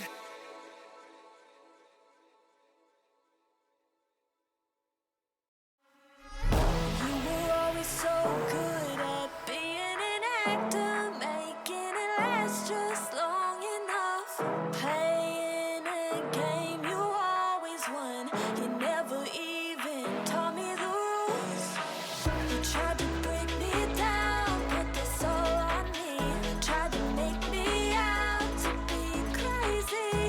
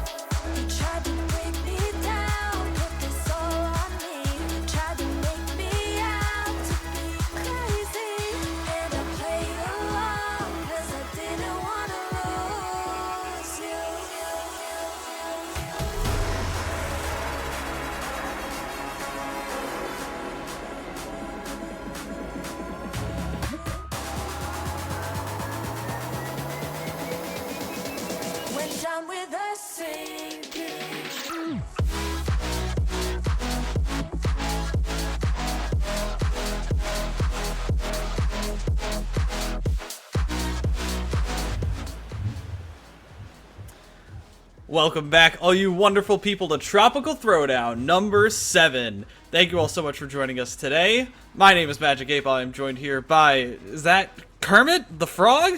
Hello, everybody! Kermit's back! We're back with some more commentary! Thank you, Cactus. Absolutely. Yeah, but yeah, we have some I amazing am sets. so excited for this. This is going to be a very, very fun bracket we've got for you in store. Top Cut is set in stone. We've got some good matches already on the docket. The first one being Triggerfish Zone Supremacy versus Schreiger Fuchs. Translates to Silent Fox. It is German. And it is a very stacked roster with Phoenix, Noctis, Wasabo, who I've heard before, and obviously Noctis and Phoenix have been at the top of Europe, like +2, +1 for a long time. Yeah, and then looking on the side of Triggerfish Zone Supremacy, you know him, you love him. We missed the stage ever so dearly. With a very packed roster that we're looking at, of course, today, it's curious to see what 4 players are going to bring to the table. Full roster looking at Krakenmare, Vapor, Mewtwo, DRF, Kenja, Smork, and PSU Job. So a very stacked roster as well, and they've been doing very well in their Ludi season as well. I believe securing a spot in playoffs. Ooh, right, yeah, I did see that. So they're definitely on fire. They could easily run through this bracket. They did suffer a loss in the round robin stage. That's why I have to go up against this Titan, I believe is seeded like number 2 in the top 8 bracket. But all of these teams are going to be very close to the skill. They're going to be competing for that $200 prize pool first place with a nice hundo to clean up, clean out, and go put towards a 1 DoorDash order. So things are going to be really good so far. We are switching to best of 5, and I believe the first map of this set is going to be Crab Leg Clamblitz. Crab Leg Clamblitz, a more recent and new map brought in to us from a recent update. Clamblitz, a lot of players still working out the little nooks and crannies that you can have on this stage, but of course it applies the same to every other Clamblitz matchup you have. You got to have the clam economy, you got to have the space taken and specials ready, even though there is a little bit of a block to that basket. You're going to have to work your way around from the different height advantages that the other team's going to have on the defensive side, because it is right in their spawn. It is. It's so hard to get through, but once you break in, it's so hard to come back. Right? It's very snowbally. Very much as soon as they find that breaking point, it all shatters into a million pieces, and you're going to have to play pickup. So it's an interesting map mode for sure. We're going to have to see how these high-level teams tackle it, what strategies they use, and especially which side of the map, which side of that base they decide to strike from. Are they going for that far left side with that little jump, or are they going to go right up the center ramp? There's a couple of options, right? It's going to depend on what weapons they have. Are they going to bring something like a slosher that can help that verticality essence where they can shoot from the low ground up into the high ground? It's going to be interesting, although I don't think that Noctis or Phoenix are slosher players. I believe they're mostly shooters, and they're going to be playing Zuka, and they're going to be playing NZAP, and it is going to be a great showcase of what those specials can do, but I'm not expecting anything wild. Although on the other hand, with Triggerfish Zone Supremacy, wild is all that I am going to be expecting. We know how much they love to challenge the meta, use weapons that you don't naturally see every day. I mean, who could forget Vapor always bringing Explo, causing that just tremendous amount of chip damage that is so hard to get around. So it's going to be very interesting to see the weapons that they're going to bring out with the roster they have out with them today, that maybe could give them the upper hand of the challenge that's going to cause the other team to have to fight things they don't usually fight when practicing or scrimming or in any other tournament. Right, exactly. It's the knuckleball mentality, right? The more you see it, the easier it's going to be to hit, but the less you see it, the harder it is to handle because you're not used to it. These are the map pools, counterpick map pool options for the teams. They've got some really, really solid ones. I like this short, small map list, considering that now I think we almost have 20 stages in the game, which is crazy to think about. But this is nice, this is small, this is manageable. Teams have probably been practicing this for a little while.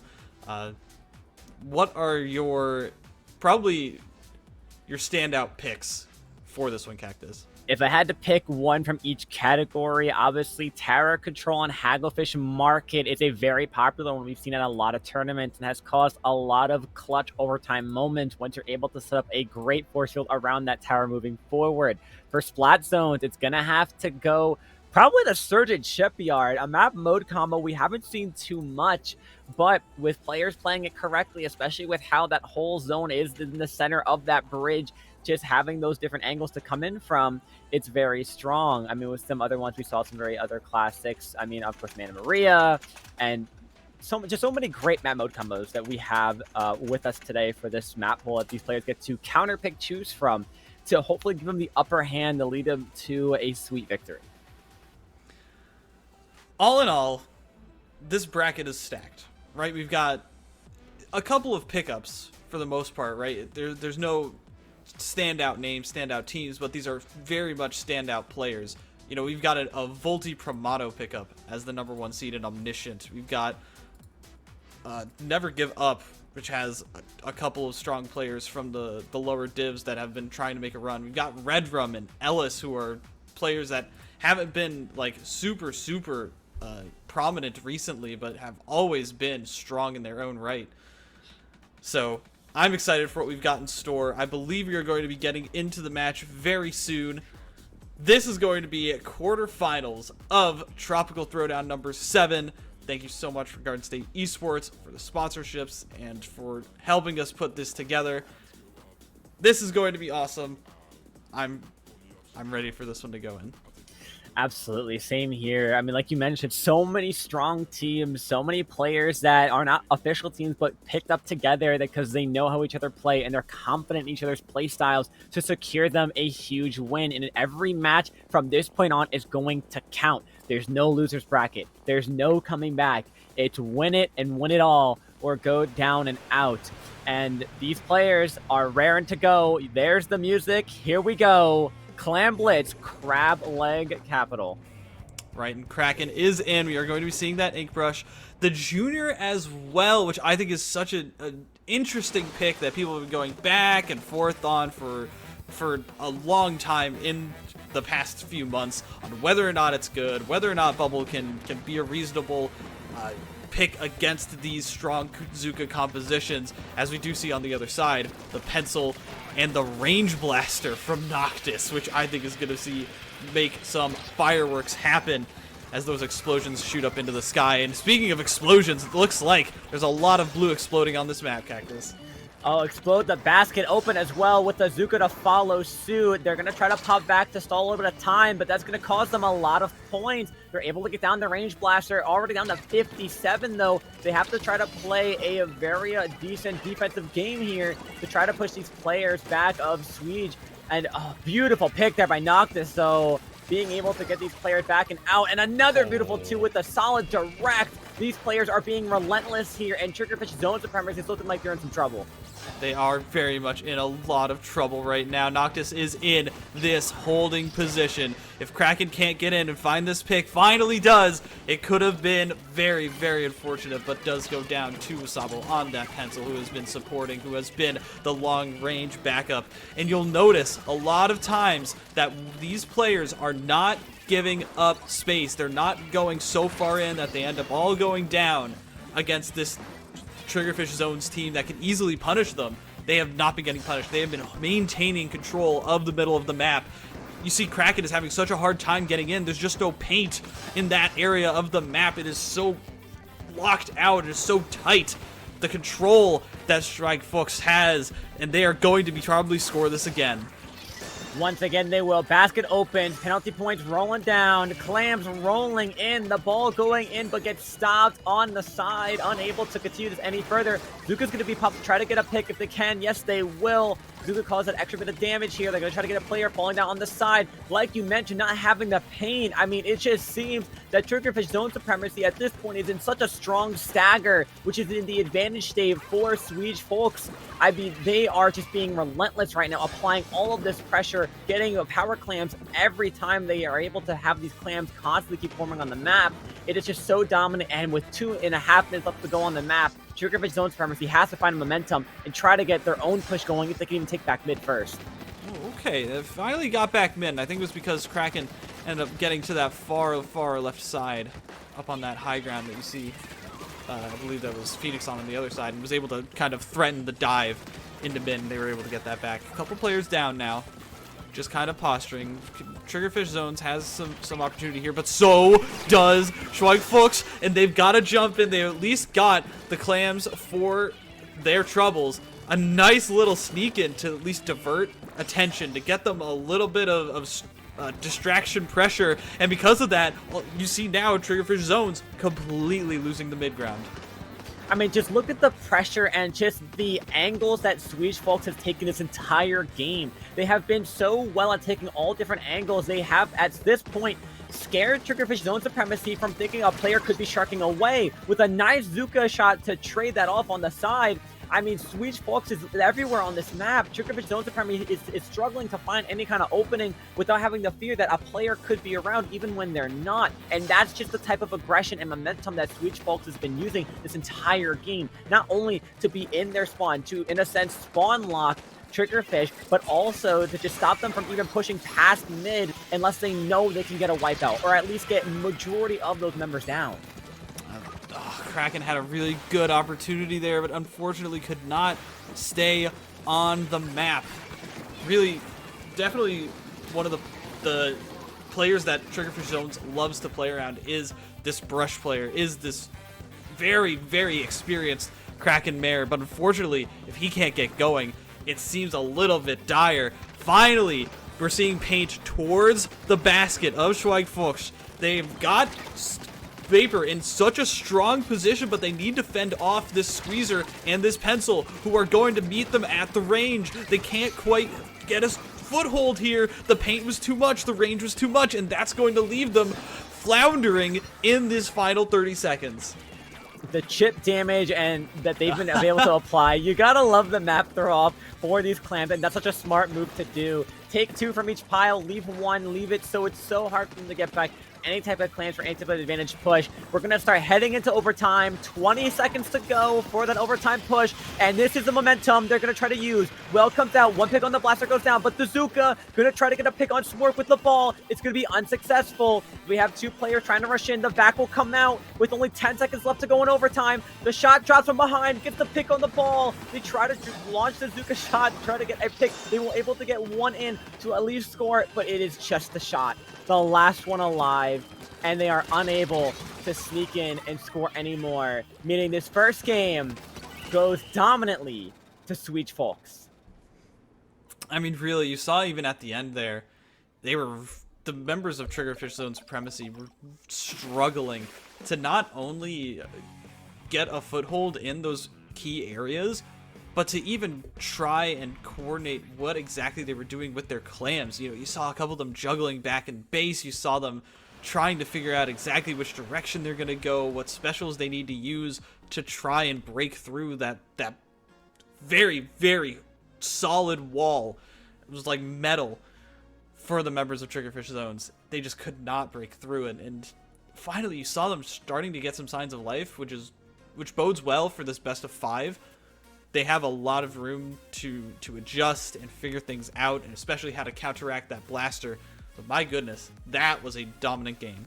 Absolutely. I think the main thing I noticed that worked so well for Swedish Fox with their comp was the amount of chip damage they were able to supply with the Pencil, the Squeezers, tap shot range, the range blaster, and of course the shot to be the front line to help finish anything off that is done and dealt by the long range. Now, of course, this is counter picks, so Triggerfish Zone Supremacy has a little bit of an upper hand. They know the type of playstyle and comp that Swedish Fox is going to run, and it looks like they're going to be bringing us to splat zones on ship-shaped cargo, which might be a good opportunity here. We could see the Explode come out from Vapor as they were on Bulpa before, but Explode could be a excellent use of that chip damage in return. It also be greatly used to cover that zone under those 2 bridges in mid that has a little jump over on top. A lot of good opportunities here for Triggerfish Zone Supremacy to try to take hold and take this aggression and hopefully take this win that they're looking for. And I can see exactly the line of thinking here. Vapor's thinking, wow, even when I was in a good position, was stiff-arming the squeezer and the pencil, the snipe writer, I just couldn't do anything, right? I was getting my feet painted. I didn't have enough damage at that range. If I have the Explosher in that position where the verticality matters, where I can shoot up over those long peaks where these players are probably going to be hanging out, or on the breakouts even, trying to go from that top right area where a lot of members like to congregate, is going to be a really good spot for it to try and chip them down and get them out of those power positions for those long-range players. And you see it here, as well as Jay switching over to the Gal, which I really like as this adjustment. Double Whale, I think, is going to be very, very strong pressure. But look on the side of Sweet Fox, pulling out the Luna Blaster with the stamp. So a great counter for those up-close battles that they're going to need for not only chip damage, but solid direct that weapon is able to apply. With Sugarfish Zone Supremacy, though, getting a nice pick at first, popping a will to try to stay alive. The Zuka's going to finish them off just when they thought they had a solid little push going for the zone. It's going to be Sweet Fox getting 2 of them down, securing the zone, and trying to push for themselves. That was a really, like I said, it's a strong opportunity, but they need to make sure that they're playing for their lives. They're not just going to make space and go for kills and try and overwhelm these very experienced players. They need to play for themselves, and it seems like they finally listened to my calls for that. They're going to stay alive for the time being. They're going to be able to try and just stoke out this Luna, and they do. They're in control, and they are in the base of Sweet Fox. Now it all comes down to holding this pressure. As long as you're able to hold these players back, you'll be in for a good time. But commentators curse the 2 players going down, the Junior and the 52. Now Sugarfish Zone Supremacy is fighting for their lives here to try to hold this pressure and hold the zone. But they might have to give it up just to stay alive, give up that little bit of space, just so you can rebuild yourself, rebuild your specials, have all your players come back in time, get these picks slowly at a time if you can. But Sweet Fox just being so aggressive, not stopping at all to let them breathe for a second. And just like that, full mid control, solid placement, solid picks going down. Another one on the 52 there as the wall just goes slightly too far. Sweet Fox in such great control once more. Definitely, the members of Shrug Fox exactly determined what the problem was, and that was the spacing from Vapor. He wasn't in the right spot to prevent those dives into the low ground from the players of Shrug Fox, from this blue team, and the spacing was almost good but wasn't exactly there. Finally, he was able to space them out properly, had the rain to get them back in, to slowly push them back on this tight map that the rain really works well for. And you see now the key area that is this top upper left side of the map for Triggerfish zones is exactly what they have control over. And I don't think that the tools... Wait a minute! That's a Are disconnect. they gonna have to play this out? They have to play it out. They're past the 2-minute and 30-second mark, as well as being past the 50-point mark on the map of the game. So now Sweet Fox in trouble. Maybe there's a moderator in the different Battlefied chat. Maybe there's a moderator. We'll get an update for you. That's hyper unfortunate. The members of Shrug Fox, obviously German name. They are a European team. I believe both Noctis and Phoenix are German. I could be wrong, but makes sense. Stable netcode is not what this game is known for, especially across the water. So, no harm, no foul. And Triggerfish Zones probably recognizes that. I'm curious what the verdict is going to be here. But for the time being, all in all, Triggerfish Zones was probably on their line to win that, if we were being honest. Yeah, I mean, we saw that aggression they were able to get back. They had solid map control finally. They had a lot of great mid control. They had Vapor in the position they wanted to be in, holding that top mid, applying that chip damage, because with Explo, as long as that Explo player is alive and applying that chip damage, and as long as that player doesn't go down, you're in for a fantastic time. You're in for advantage states. You're in for chip damage. You're in for staggers that you can force the other team into. So it's a lot of great opportunity that we saw happening right in front of our eyes. Now, unfortunately, the disconnect, I kind of saw the player standing still on the block, got confused myself, but that makes so much more sense now. You know, it was the advantage state that Triggerfish was looking for, It's just unfortunate it happened at an unfortunate time during a disconnect, but we see what they need to do. They understand what they need to do and the points they need to get across and being able to apply this kind of pressure. So it's just a matter of, can they repeat this, do it once again, and who knows, maybe faster this time and solidify a quick KO, because they have the tools, they know the weapons that are going to come out on both parties. It's just a matter of using that to your advantage and making sure you're playing, like you said, for yourselves and playing smartly to solidify this win. Okay, so clarification on the disconnect rules: canceling the match for any other reason strictly disallowed. Team with the disconnect was either stop playing immediately and allow the other team to KO, or cancel the match to replay. 40 points left on both sides, so I believe that it was just a forfeit on the side of Schweigfox, and that game is going to go to Triggerfish Zone's supremacy. We're going to game 3. We're going to get a new counter pick. Like I said, they were online to win that. Unfortunate disconnect, but not a whole lot that these players could do. We're just going to have to move forward, and we're going to have to see if Schweigfox can get themselves back in order. Absolutely. The last thing you want to do is let that disconnect stop your momentum and stop the pressure and the ability you've been building up for this far in the tournament, especially since we're here now in quarterfinals. Things happen. You can only just continue to move forward and do your best regardless. Now, like you mentioned, Inkblot tower control. Hopefully, they're able to just let this momentum keep riding for them, but as well for Triggerfish Zone Supremacy, knowing they took a game. I mean, I wouldn't just count this as we got a DC, we got lucky. We saw how well they were doing in that last game. They were about to take lead on their own accord. They were about to switch it over and could have led to a full KO. So both these teams, having won one game each so far in this set, are riding pretty high right now. They are pretty comfortable. They're getting used to the play styles of both these teams are going against each other. And I imagine the callouts and pep talks in the call are similar to what I am saying for them as well. That, you know what, 1-1, only need 2 more games each. So be it if it goes to a game 5, but you got to just keep riding that momentum and try to keep going forward. I really like the counter pick here, as we saw on the screen just earlier. TC Inkblot definitely is going to be what they want. So good for blasters, so good for pencil especially. People don't realize that the ranges on this map are really, really suited towards that weapon. It's going to be a very nice job for a very nice spot for the mobility focused players like Phoenix and like Knives. I probably am pronouncing that horribly wrong. The other shot player on Schweigfox to do mobility. So we are going into this game. We are going to see if Schweigfox can try and take this one back from Triggerfish Zone Supremacy, try and get themselves back in order, like you said, pep themselves up, get themselves into a better headspace to just, all right, we know what we're doing, we can win this, let's not let this affect us. Absolutely. It's all about how you're going to look at that one mishap, keep moving forward, that we've seen so many other teams do in so many other tournaments.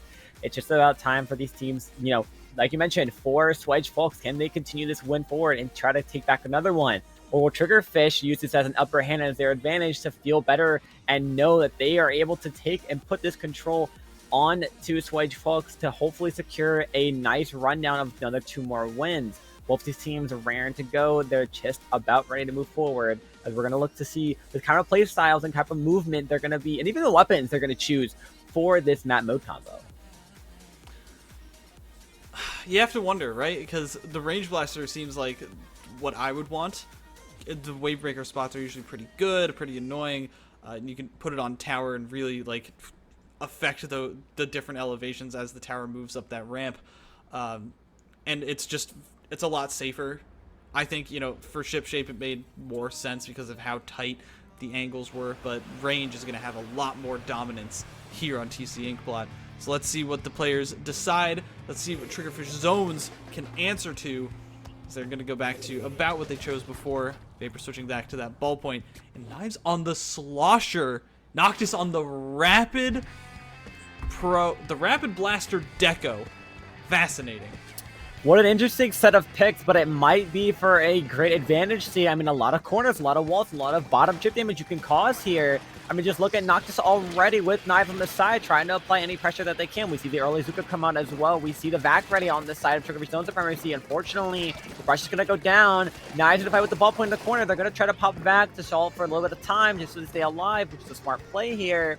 I mean, with these weapon combinations they have here, it seems there's got a lot of back and forth as we see trades going down left and right on this map.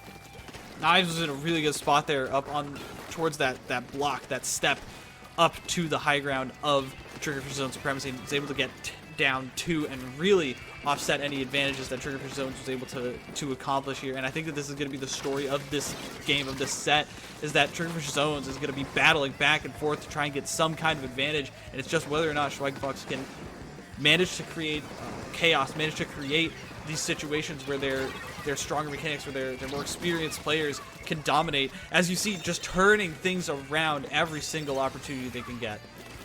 They're trying to ride this momentum going forward if they're able to push this past the first checkpoint, but they are going to be fully stopped here by Triggerfish, making sure that they can't move any further, painting around, making sure they have their specials ready to go online when necessary. Jay was really building it up, and they have Will ready. You can only imagine there's going to be some type of combo with the Will they're going to try to look forward for. Will's going to come out. We are going to see Azuka in retaliation. One player jumps out. Jay's able to try to sneak around. Can they try to find a pick from behind? But look at Schweigfox already cooling up, and they're raring to go. Even if they do get picked down, they're going to be back in a no time, just applying a lot of this great pressure on the Triggerfish Zone Supremacy. Applying so much pressure. It seems like, again, they just never get out of mid. Whenever they even get pushed back, it seems like they always have some kind of control, some kind of foothold, some player that is causing problems and being a thorn, poking at their sides constantly as they're trying to walk down this path in the woods. Trying to find the clearing is Triggerfish Zone Supremacy, and maybe they've finally found a clearing in the brush. They're going to try to use this momentum that they had. Once you make an opportunity, you got to try to roll with it whenever you have that advantage. Here goes the first checkpoint, halfway down, going to be a full clear. But 2 of their players going to go down. They have to try to play safe here and stay alive. Vapor doing a great job jumping out as the players of Swedish Folks are going to now come back in and take a lot of mid space here and apply fast pressure to try to get this push going in retaliation against Triggerfish. And what a solid direct follow with an inkjet for Noctis. And I want to call back to that during that push. Vapor popped the ink vac, and instantly the members of Schweigfox just directed all of their attention at the 2 players that were trying to go on the other side, that were not moving in with the vacuum correctly, and they were easily taken care of, and now they're on this counter push. They've got so many specials already that they fired off and have cleared out the way for themselves to get at least to that second checkpoint. They're trying to scout out for this brush. They're not going to find it. They're going to be stuffed in this corner, and this is Triggerfish Zone Supremacy's actual opportunity here. They got baited into a corner, but Schweigfox is able to manage all of the chaos, all of the distraction, and all of the bait, and turn the tables on Triggerfish Zones. The eyes of focus seem to have shifted away from just getting the mode focused on moving this tower forward, and it turned into getting these players down on Schweigfox for Triggerfish Zone Supremacy. I mean, we saw on the end there, 1 player draw away 2 of their teammates, and unfortunately the other 2 were going to go down to the pencil. So this pressure being applied right now by Schweigfox is so smart and so strategic that they're able to cause a lot of mayhem here. And right now, with a minute left to go on the map, we're seeing Triggerfish Zone Supremacy in a bit of a stagger right now as we're making our way to the final checkpoint. Yeah, they're floundering. You can see it in their play. They're trying to throw whatever they have at this tower as it's counting down. Finally, you see the brush pairing with the gal. Can they get on the tower? They do. It's only 1 player left alive. Schweigfox gets taken down, but not before Cooler is drank. And they are refreshed and already back online is this team. There's going to be a lot to get through to try and get down to that final goal for Triggerfish Zone Supremacy. You know they're going to need it, but not with Phoenix being a demon right now, getting 2 players down, continuing this tower forward with the last remaining members having them 1 come from spawn and the other back up completely. It is now down to the wire for Triggerfish Zone Supremacy to try to push this tower forward. Overtime is all they're going to have left. They have to try to keep things moving forward, but here come the GG strikes, the GG Zuka, and that's going to stop any push Triggerfish Zone Supremacy had of hoping to move forward and win with. Switch Fox taking another game in this set. And a second game in dominant fashion. For sure. For certain. They looked so comfortable on this map mode, and it's their counter pick. It's for good reason. They definitely were not letting Triggerfish Zones get any kind of presence, any kind of pressure at all.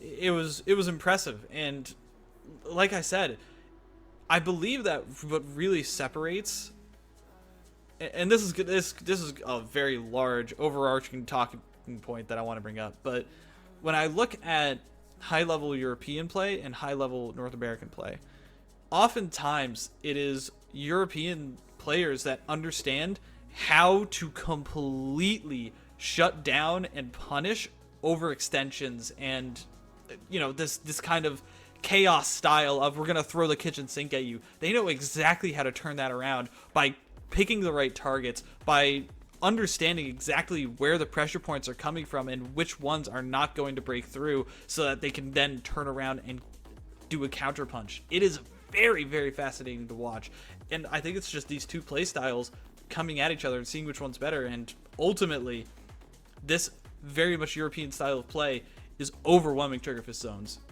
Absolutely. I mean, even the slightest things that we have seen them do, like in that last mode, we saw just one player be such a strong distraction on the side of the map away from the mode itself, causing more than one player for Triggerfish Zone Supremacy to try to take care of them because they want to avoid any kind of flanks, because they know the aggression that Swedish Folks is going to apply to them. And that aggression's probably going to keep going forward as we're looking at our next counter pick being Clamblitz on Scorch Gorge. Clamblitz Scorch Gorge. That's also a pretty solid Explosher map, right? And the way that these maps are rolling definitely makes sense, right? Inkblot Art Academy, while people think it's great for Explosher, it can kind of struggle, especially on tower control. So another good Explosher map for Vapor. Unsure what Schweigfuchs wants to do here, right? They're probably going to have to try and figure out something new to really take care of that Explosher, because Vapor was doing such a good job at spacing out the Zukas with the Explosher shots and still preventing people from moving forward and preventing people from getting in on him while those Zukas are out, which I think is just very expertise kind of play from him. So they're going to have to figure something else out. Maybe it's the Inkjet that they've been going with that Rapid Blaster. Maybe it's something else that they're going to be pulling out of their sleeve.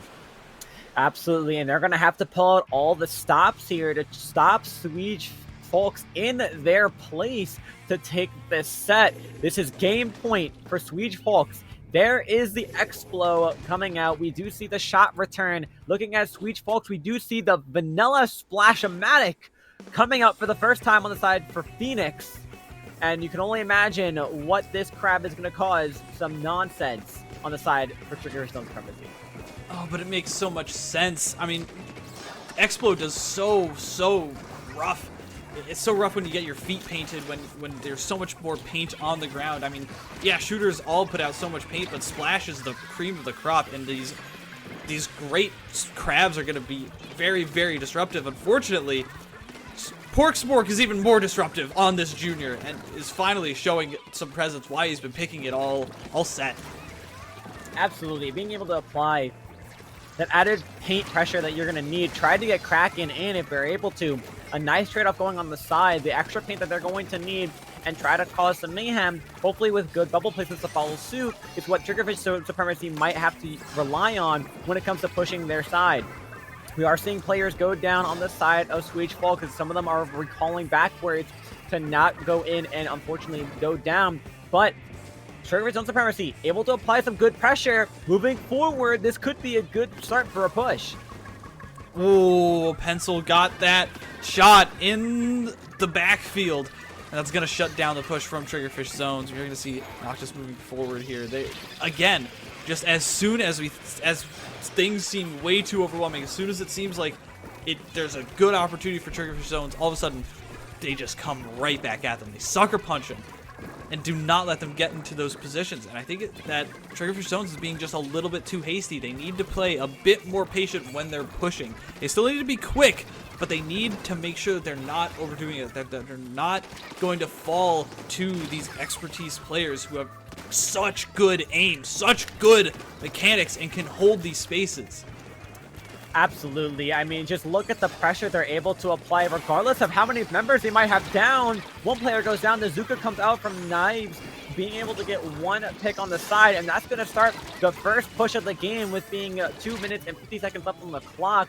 Although, Triggerfish Zone Supremacy being fast to retaliate, getting 3 members down, and already swapping around, looking for the 4th for a delayed wipe. They're going to find it. Players jump in. The Blaster gets a solid direct on the side. Score 80 on both sides, but here's Triggerfish Zone Supremacy leading to some more points. Very strong push right now, but can they keep the momentum going? Can they hold this pressure to try to slow down Switch Folks from getting mid so quickly? And that's exactly what Smork is doing, applying that bomb pressure, holding them back, but it's not enough because Switch Folks is too fast and comes from all angles and is able to already have mid completely covered for their own. And if this is what we're going to be seeing, I think it is going to be Schwig Fox going to be taking this game to go down to Kraken, finally showing that this brush can be sneaky and sharky and clean up house, finally going down. A thorn in the side of Schweig Fox. The hound that is hunting this fox is this brush and is going to be trying to get in these sneaky positions to do so every time. Noctis, though, finally up in the backfield, finally completely walling players out. There's only one shot standing in the way of this massive push. That's 2 power clams already getting dunked. There's one more. Can Knives find it? No, and not able to land it. But Phoenix is here instead and does end up dunking. Does end up with the touchdown after a very long Hail Mary. That was exactly what I was expecting from this team. And it was played so perfectly to Switch Fox's advantage. Getting the players, getting the numbers they needed, having the clam economy, making 3 power clams to start that push back. Jay's here trying to rush in to see if they could try to find a jump opportunity, but again, that might have been just too hasty. Kraken trying to find a pick on this blaster, and they're going to find it just in time. 50 seconds left on the clock, jumping back to stay alive after being in an uncomfortable position is exactly what some of these players are going to have to do on Triggerfish if they're going to want to try to find a good opportunity here to move things forward. Player advantage is what they're going to need. Finding an opening is what they have to create. Can they do it with 40 seconds left on the clock? And this is it. This is, if they lose this, they're out of the tournament. They're out of the running for the money. They need to start getting these players down. They need to start standing up to these demons, these painting, like, absolute strangleholds that this team has on the players of Triggerfish Zones, but unfortunately it does not look like it's enough. There's too much chip damage. There's too many crazy things that they have to start contending with. There's too many blasters that are in their face, and there's too little time. They're going to try and get one last momentum swing going. They've got at least one special online in 20 seconds in overtime to get this one started, and they might have the clams to do it. Jay is sneaking in, might be able to find Knaves. No, Noctis was there, found it easily, and the players of Triggerfish Zones are going down. The jumps can't save them. That is going to do it. Triggerfish Zones are going to get KO'd from Tropical Throwdown number 7. What a fantastic display by Swede Fox. This entire set, not just this game alone, just being aggressive when they have the advantage. In a sense, feeder mentality when they had the cooler. And it's so difficult to challenge those cooler comps when you have no cooler on your own. You have to play more careful, play more safe, because when your numbers go down and those disadvantaged states, it does such a number onto you. And Switch Folks this entire time just seemed like they had the opportunity, they had the upper hand, playing so ratty, so sporadic, but still at the same time looking so in sync with each other, just playing off each other so well, and the plays each player was making to secure a win 3 games. I was very, very clean played. This is what separates really the players that are trying to punch up into that high-level circle and who are already there. It's just the facts, right? Like, this is why there's a significant difference. This is why Noctis and Phoenix have years more experience under their belt in these higher-level teams and these higher-level areas, because they understand things like this. They understand how to group up and how to hold ground on their own. It's just a completely different world. and Triggerfish Zones was trying to find their way within it, and they got beat down hard by Society. You know, Society will do that to you with just when you think you're up and coming. Society smacks you down. But Triggerfish Zones can use this as such a great learning opportunity as well. You know, whether it's reviewing this back or just reconciling about what just happened and what you went down. Look at what did work and what didn't work. Look at new things you could try to experiment with and challenge against what this team put you through today. I mean, like you mentioned, the skill difference is there, and you could see the experience that the players on Swedish Folks had versus Triggerfish Zone Supremacy. I mean, we saw some pretty well evenly matched games, and obviously this is not a very quick and clean 3-1. That doesn't tell the story.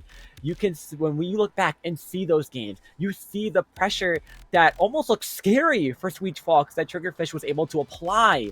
So it's all about just being able to learn from those games and take that into opportunities to just better yourself and come back even stronger the next time.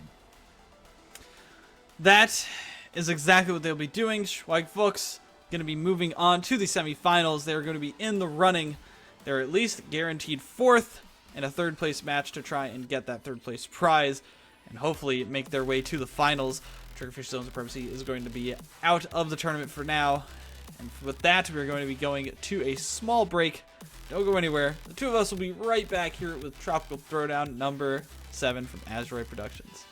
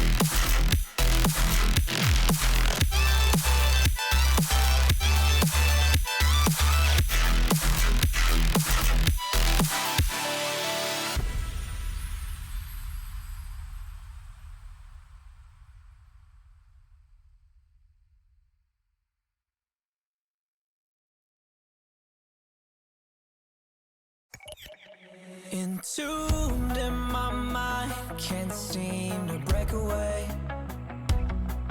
Lost in time, thinking about better days.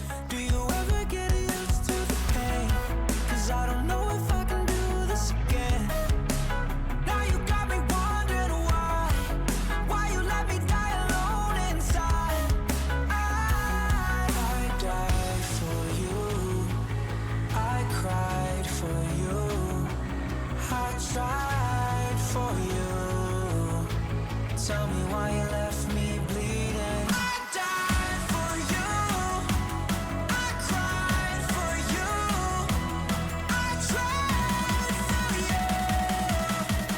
Tell me why you left me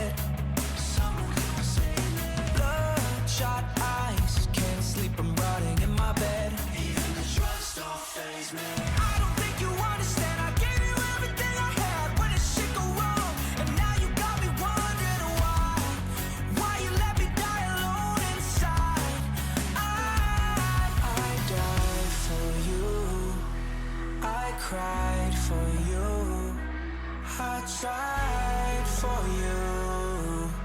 Tell me why you left me bleeding. I died for you, I cried for you, I tried for you. Tell me why you left me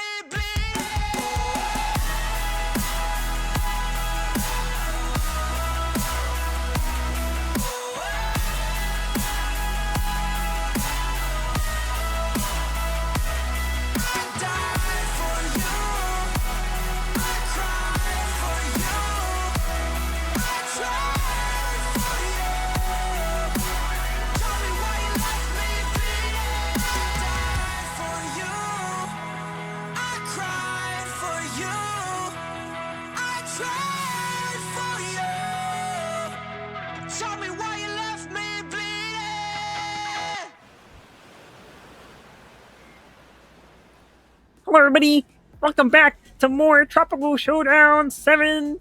I am Kermit the Frog. Joining me is Magic 8-Ball.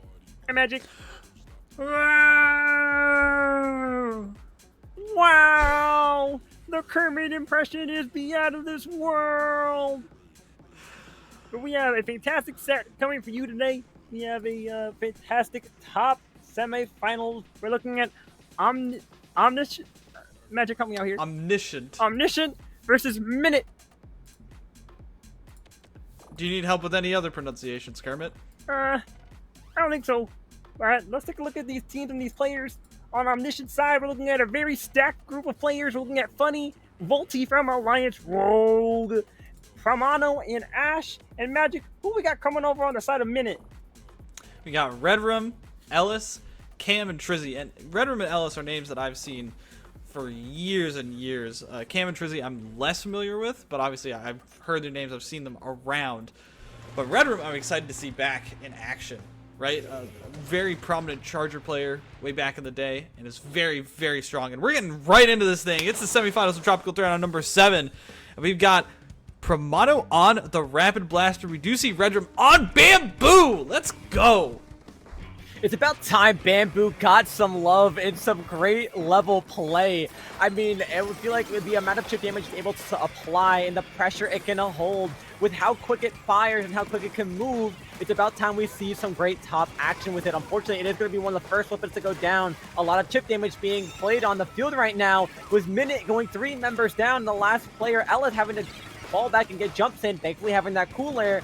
Omniscient is going to get the first push going for this first checkpoint. And Omniscient is our number 1 seed of this tournament, right? They are obviously have the strong members that are Pramano and Volty, who have seen the highest level in competition in the Western scene. They're such a force to be reckoned with, and we'll see if they can hold on for this tournament. They show their stuff, but Minute, for all intents and purposes, could easily contend with them. They have their fair share of experience. Redrum very much knows what it's like to play at this level. And this is going to be fun. As we see the whales come through, we see the Zuka online for cams. They're in perfect positions here. The bombs and the perfect spots, and 2 players going down on the side of Omniscient as the lead switches hands to the side of Minute. And this push is still going, trying to secure this last checkpoint if they can. All these players on the tower at once, trying to get it cleared, but it's not going to be enough. Doing that might have been dangerous enough for them, because just like this, all the players are coming back in now, having to respawn. And Omniscient is able to have a lot of pressure, build up a lot of specials, and take up a lot of space. With the cooler, though, unfortunately getting destroyed by the tower. No. Omniscient has no power buff now, and they have to try to run this through without any respawn help.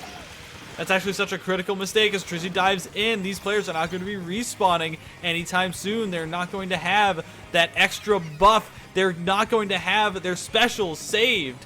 And because of that, we're going to see Minute is probably going to be on the forward step. They're going to be ahead of the game as Omniscient is struggling and slowly falling back in line without any specials to their name.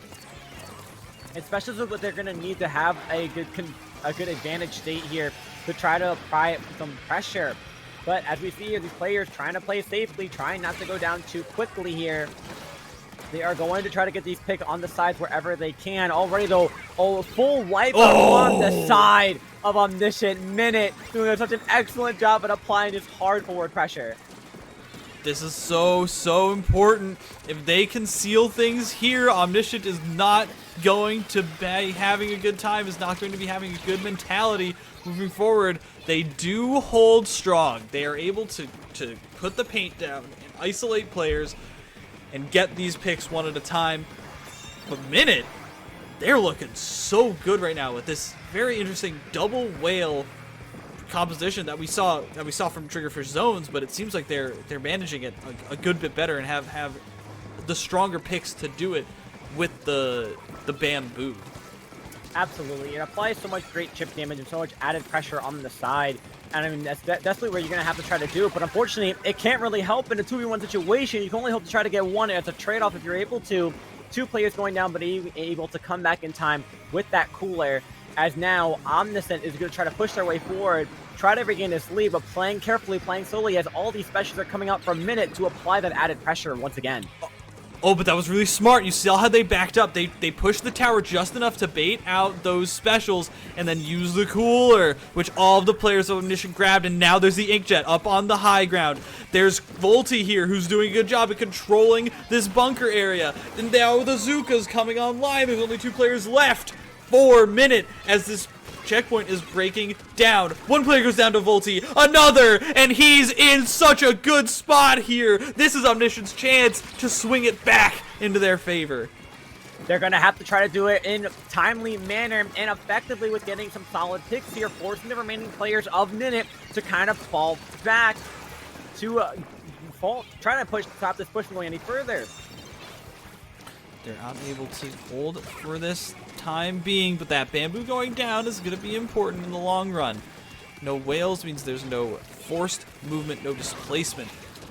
You're going to be able to get another player down as well. You can start to see Minute maybe doing a little bit of struggling, of floundering, of being a little bit hasty as these ticks are counting down and these players are not in the position to stop them. The cooler does not land, but it doesn't matter. Everyone's going down on the side of Minute and Omniscient, showing that they have the clutch factor for this set.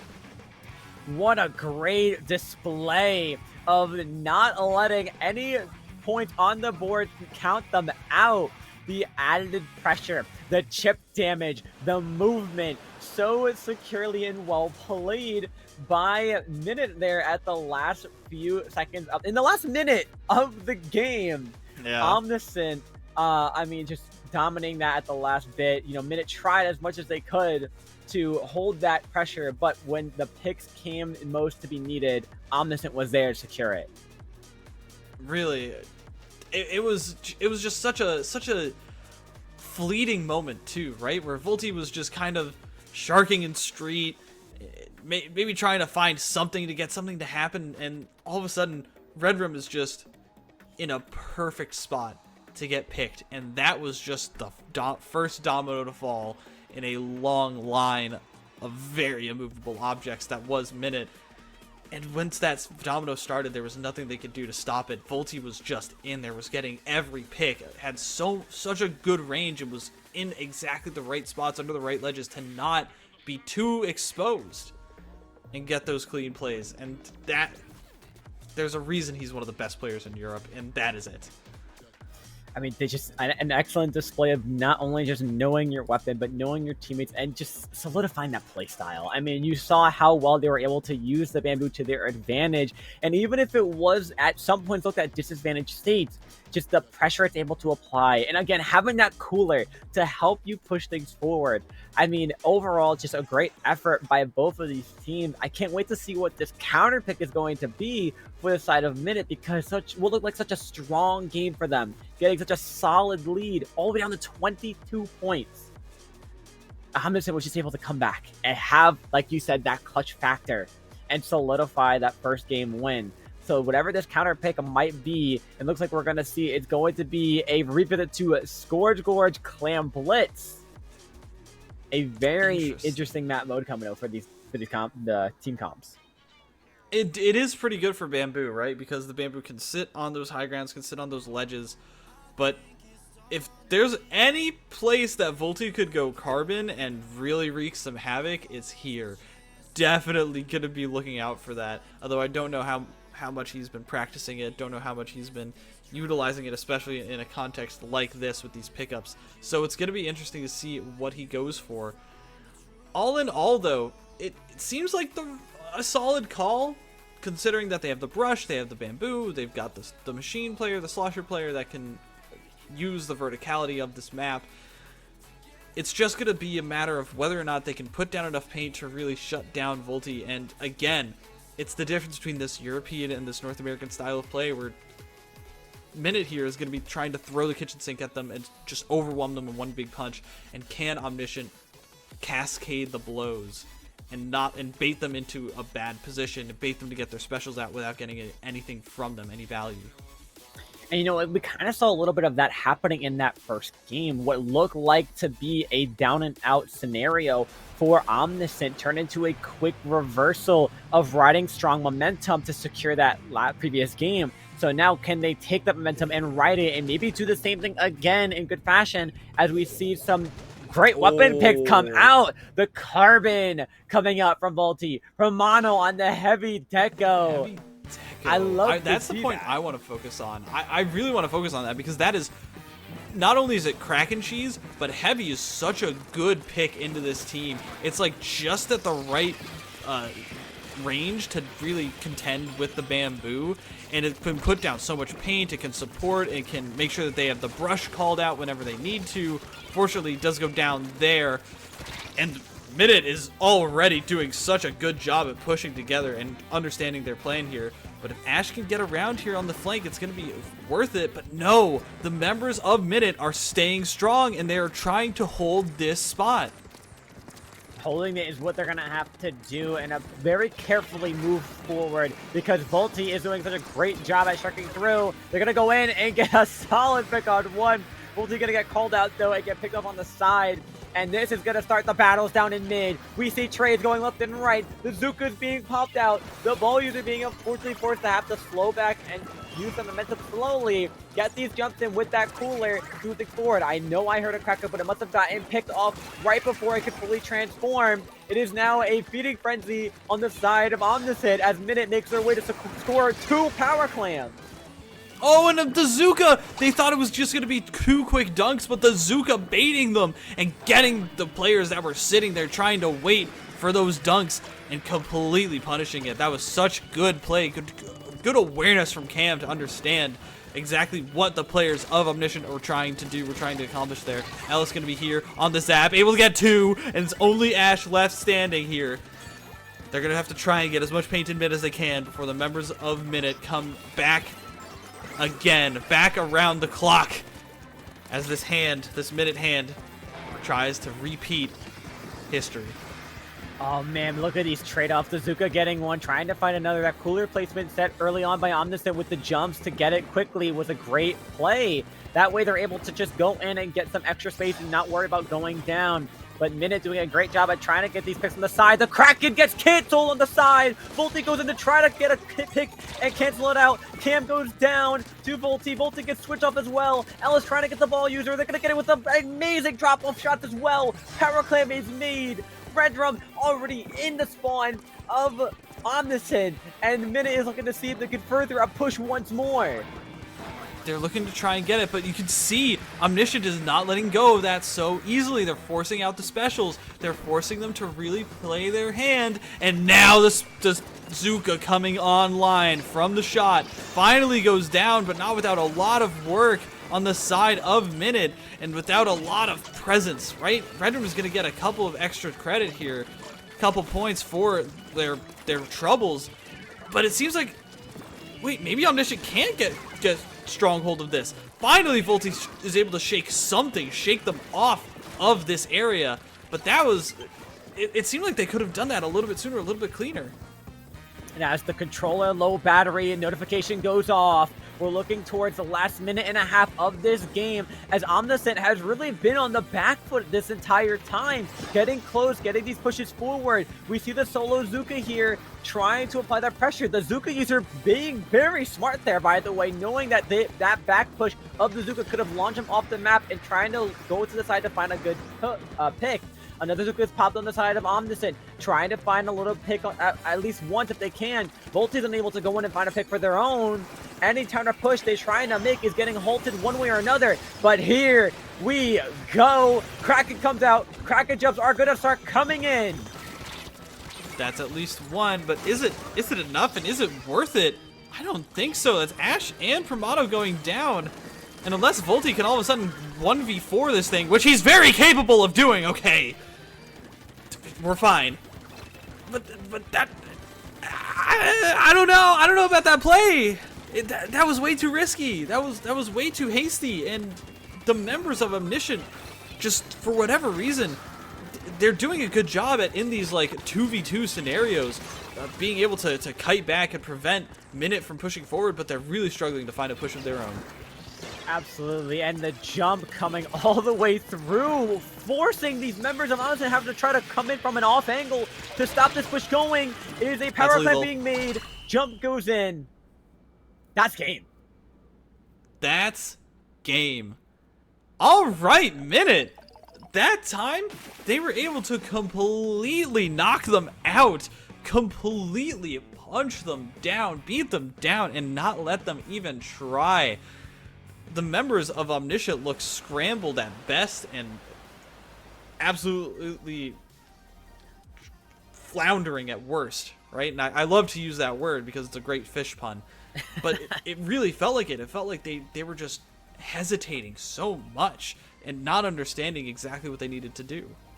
Yeah, you can't help but feel there was a disconnect between the players at finding opportunities when they wanted to push. We saw some of the players pushing forward with Bazooka, trying to find a pick and have that opening. We saw at one point Volti was trying to sneak in off the side, but knew it was just too dangerous because of the bomb pressure and the ability of those shots to come off from Minute to apply that extra little bit of pressure, forcing Volti back. So you really couldn't find a clear opening. And like you mentioned, that hasty last play to try to get a jump in was not worth it in the end. They were able to get a couple points in, but that led to the power clan, which ultimately caused their demise, unfortunately, securing a full KO for Minute. You can see the difference in, I think, the mode, right?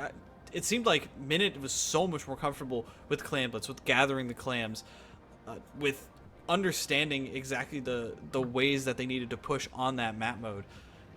And Omniscient, well, they seemed a lot more confident in doing that in Manta Maria. They understood the spots there. They understood how to isolate players and get their picks, but this time they were the ones getting isolated and taken out. Hagglefish Market, I think, is much more their speed, and we're going to see Omniscient do well here. Absolutely. They have the player's advantage, especially they have the map advantage, especially with the weapons they're choosing. You know, obviously we're most likely going to see Volti probably pull out the carbon once again because of how well it's able to kind of sneak through on the wings of this map and even in the center as long as the paint's available. It's something that, you know, maybe the Bamboo really gives the upper hand for Minute on their side to make sure they're able to kind of pick off and find Volti wherever they can. I mean, it is such a rapid playing weapon, that bamboo. You're able to align so many shots so quickly and put on a decent amount of paint, mind you, as well, to build up your special very quickly. So both these teams have weapons and players that can counteract each other in certain ways. It's just about taking that advantage and using it to your own advantage to make sure you're using it correctly to solidify, whether that be a win, an added push, or even a KO. I definitely don't think the heavy deco was the play there. It seemed like it was too slow. It seemed like it was not getting enough pressure, enough value, enough paint down to actually be worthwhile. I feel like we're about to go back to the rapid deco here. And even though Volti might stay, it's going to be interesting to see exactly how they play around it now. Right, exactly. And Volti is going to be switching back to that Neo machine as Redrum decides Pencil is the poison that the players of Omniscient are going to have to choke down. Pencil's a great pick. You get that added use of Cooler, and Ella switching to the Junior. What a great pick for Bubble, especially on this map mode, whether that be to let the tower ride forward or pop it on tower to secure a full checkpoint. As long as no players pop their Zukas to apply any sort of quick damage, we're going to see trades go off right off the bat. We're going to see 2 players go down ominously, but 2 players follow back on the side of Minute go down. That Zuka almost finding Redrum in the corner. As now Cooler is popped for Minute to try to have a little bit of an advantage, as Amundsen already popped theirs. 1 player goes down to a bomb by Funny. What a great pick on the side. And Funny is using this momentum to rush in to force another member to jump out. And now this looks like Amundsen's first solid push. Who I want to highlight right here is Funny, who has been doing such a good job, such a consistent job with those Zukas on the shot to put paint down, to put pressure down, and has been doing so much work. And I feel like we haven't been talking specifically about him a lot. Definitely the glue that is holding this team together. And unfortunately, as soon as that glue goes down, as soon as it starts melting away, you can see how Omniscient is starting to fall back and struggle. Volti, though, on this machine is going to be a game changer. Oh, absolutely. I mean, we've seen the pressure they've been able to apply, not just with the Zuka, but the chip damage as well. And the point is just to find anyone that could be lurking around, waiting to try to get a sneaky pick. I mean, right there, unfortunately, it was a pinch opportunity as Volti goes down and makes that 2 members down on both sides, leading this to Minute now trying to capture a player, just being a menace on the field right now, applying this distance between the tower and Omniscient, keeping things moving forward. Bubble's going to be popped to try to secure this first checkpoint. Minute is looking to see if they can at least break this first checkpoint. Zuka's online here. Redrum is not. That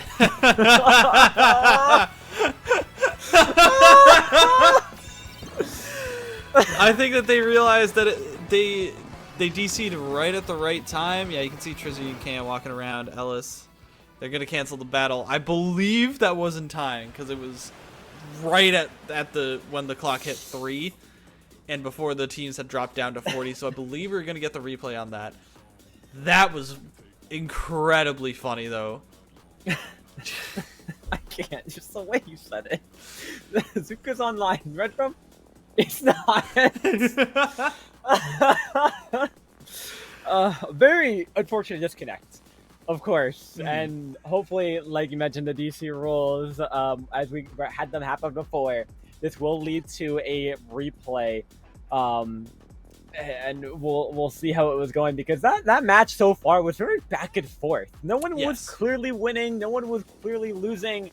I mean, both teams had such solid placement in their defense and offense and positioning that it made it hard for anyone to even get past that first checkpoint, let alone, even secure mid at certain points. So it's definitely a solid back and forth. And, hopefully this doesn't end up like most replays where one team ends up super dominant and the game's over in like 2 minutes. Hopefully we see more of that back and forth, because it turns into such a nail biter.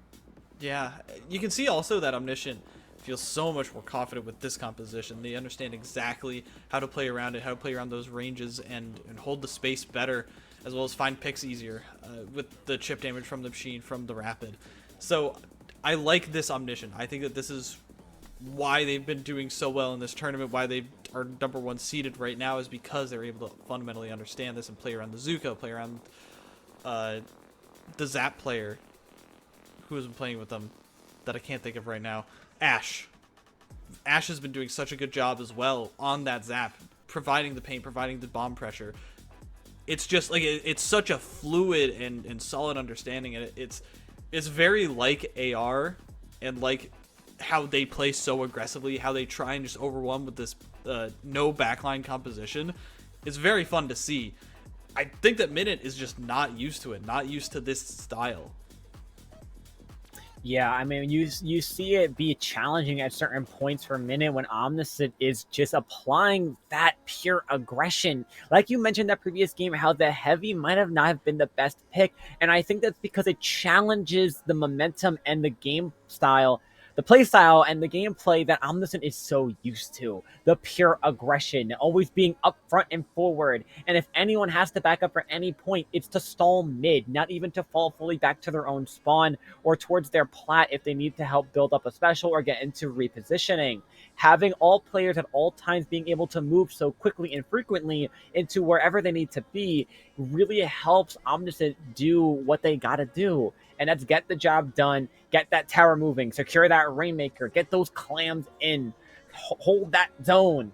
It's an Omniscient that we're loving to see right now. It's up to Minute to challenge that, and so far they were doing a great job. They have been doing a lot of solidifying movement, a lot of great gameplay, a lot of mechanical plays that were able to just challenge Omniscient's pushes. So it's up to see if they can try to hold that continuously to solidify it 2 more games. I also really like the adjustment, right? Instead of sticking with the bamboo, sticking with the zap, they decided to swap and put Redrum on the cooler duty and have Ellis be a little bit more in the front line, a little bit more aggressive, right? And I think that that's exactly what is helping them cause it to be an even more back and forth game than we saw in the first, is because Ellis is there. Ellis is there helping the 2 frontliners on this Minute side. They're doing a lot more work, they're putting a bit more pressure, and the frontliners are being a little bit more hesitant to really make forward movements, make forward progress, and you can see it in their play. I really like this adjustment, and I think this is why Pencil is just so strong, is because now you can have that third player who's not just trying to rely on Cooler, who's not just trying to paint for it, and instead is doing this, pushing everyone forward in front of them, and allowing them to be that supportive style, that I've got this one locked down, you all can go ahead and meet them on the front lines. Absolutely. It's a work of unison, really, being able to hold that front line as a wall, build that wall, lock arms together, and move it forward. Take those bits and pieces of the map as you're moving that objective further and further forward, and making it really hard to just break apart. And certain things can be disadvantages of doing that. One player goes down, it could lead to the domino effect of all your Slayers going down, but as long as they have each other's backs and are able to apply the simultaneous pressure, create those 2v1 scenarios, and apply that coordination with their specials, with their movement, with their push opportunities, it really helps solidify their gameplay and their game plans. So, we're probably going to get back into this one soon. This is going to be 4 who goes on to the finals, who guarantees their pick of the prize money, and who is going to be on their way to champion of Tropical Throwdown number 7. It's 1-on-1 right now. We could go to a game 5 here, and I'm ready for it. But I'm excited to see what these players do so far. I'm also excited to see what kind of counter picks they have lined up in the backfield. But for now, we are sticking with Hagglefish. Tower control. Let's do this thing. Absolutely. Players loaded up, ready to go. We see, of course, the same comps coming out as they very well should be. Ready to go once again. Hopefully everyone stays online this time as these players are painting for their special. Moving forward, who will be the first to go down? Already, we're seeing Redrum just doing their thing, trying to keep the paint up, trying to keep these specials online, trying to get that big knockout push ready for these players. Funny though, it's going to be on this side. It's going to be the Thorn trying to fight Redrum and is not able to land at this time.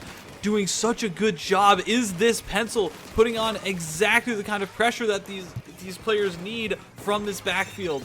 Can Redrum stay on this tower? Can these players move forward into these positions? They need to start moving up. No, the Zuka takes them down. They need to get the pressure up in front before the things like that happen. They were getting a little bit too complacent on that push, and we're not moving up quickly enough.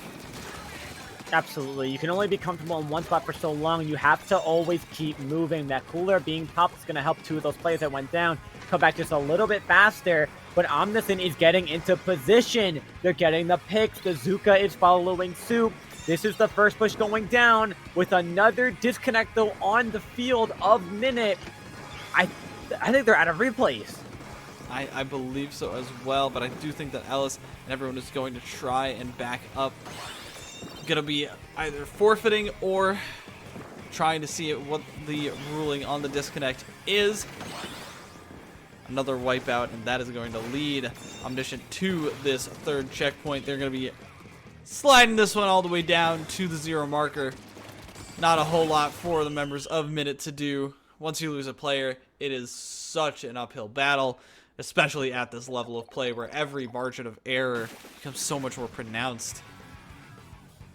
That is Omniscient being hyper probably not feeling too great about this win, but again, the net code for this game leaves a lot to be desired.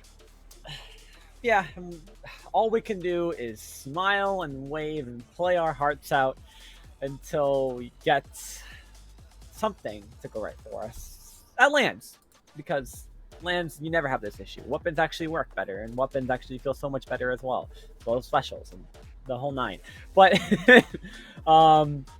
unfortunately, we are getting full confirmation that they're not able to replay again. So as Magic did say, Omniscient will take that game, solidifying a 2-1 right now, making that game point for a position into finals for them. It is now Minute who is going to have to think of a counter that's not a overseas connection for the next game. Maybe something with a little less water will probably help.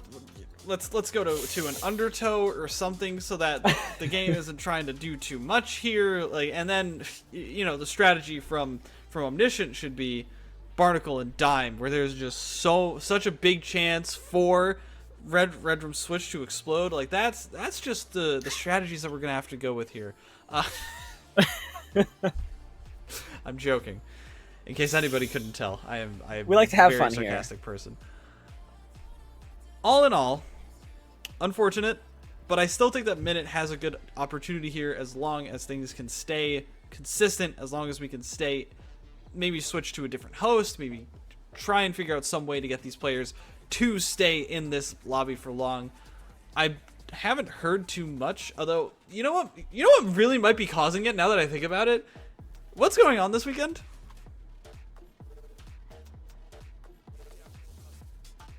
Think long and hard about this.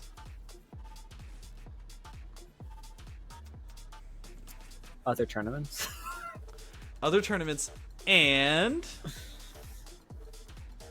Splatfest.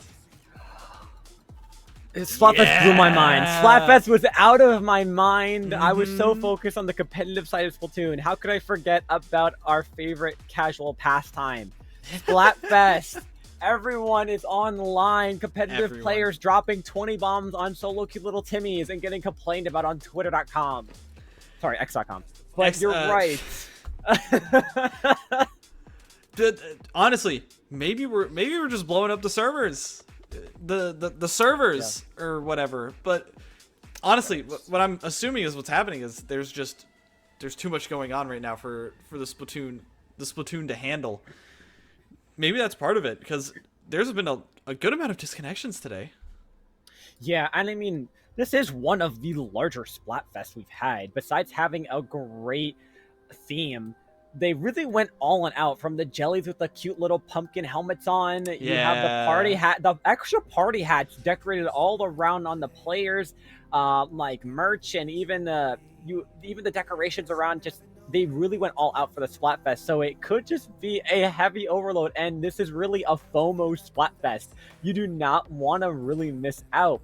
So the servers connections could be just so overwhelmed and overloaded. It really is doing a number, because you're right. I feel like we haven't seen this many disconnects from tournaments, especially with how many we're having today overall in the Splatoon community.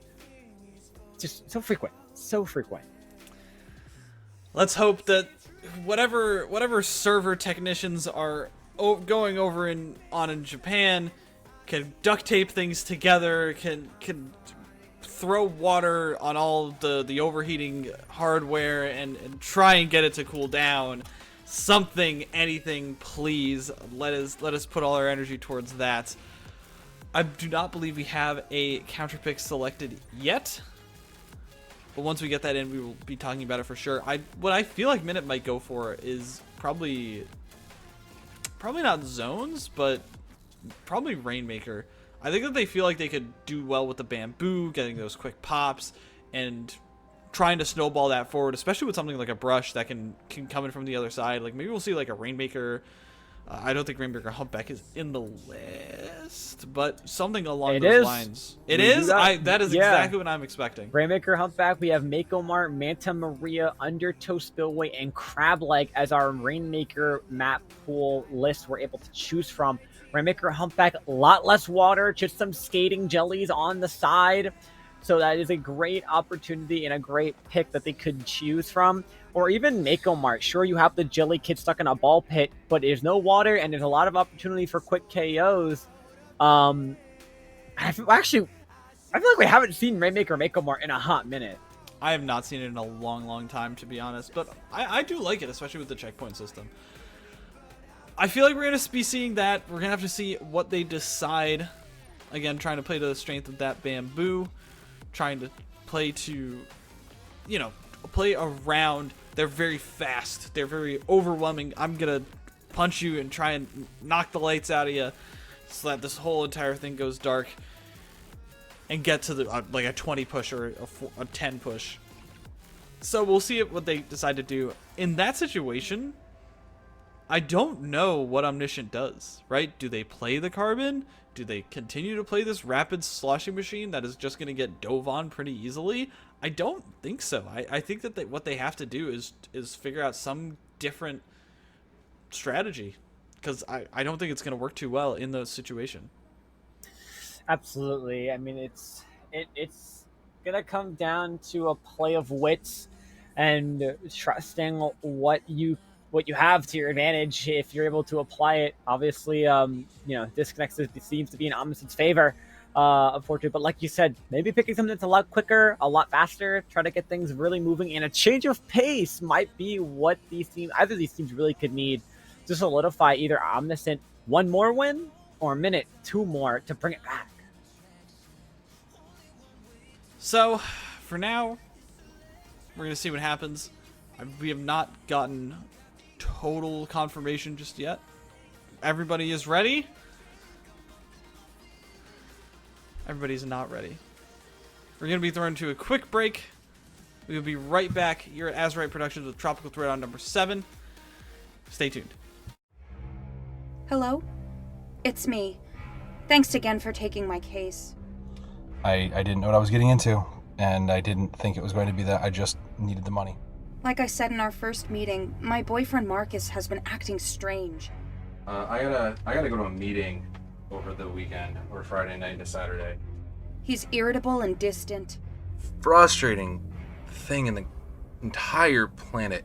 Genuinely, I feel like every time I try to change something, he's working more, gets phone calls at odd times. This is my fault. I'm so sorry I dragged you into this. I'm always grateful for the help you give and everything you do. I'm worried there's something going on he's not telling me about. What is going on? Why is that dude? Who is that? Who is sitting out here like doing that stuff? That's absolutely insane. I don't know what's going on, but I know it's more than just working late.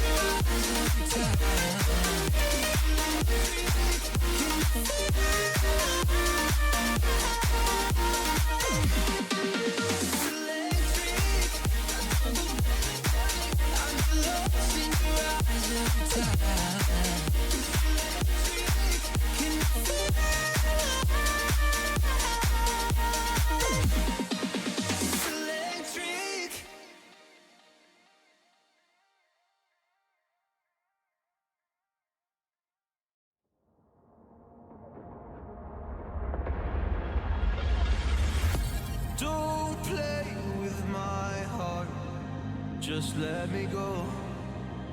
Please let me go. You like to love so hard and then you throw it away. You like to open scars and then you blame it on me. You're someone I can never be with. You joke about my flaws and weaknesses.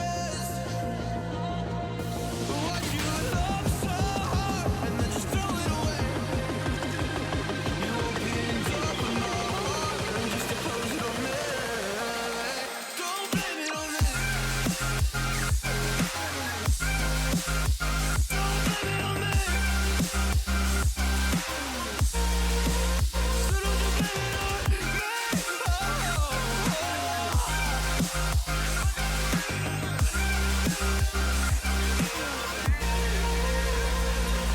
You never knew how bad it was.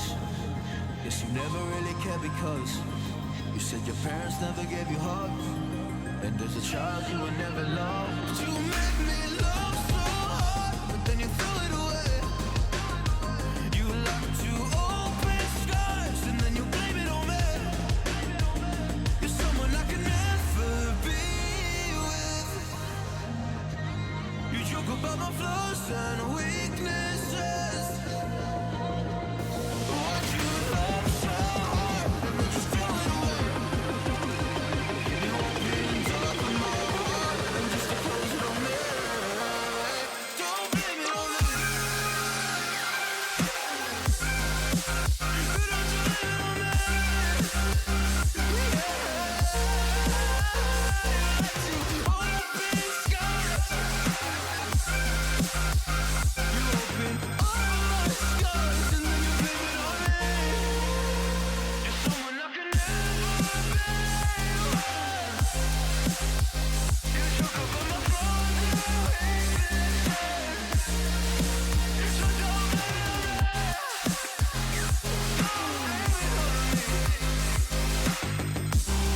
don't blame it on me. Don't blame it on me. Don't blame it on me.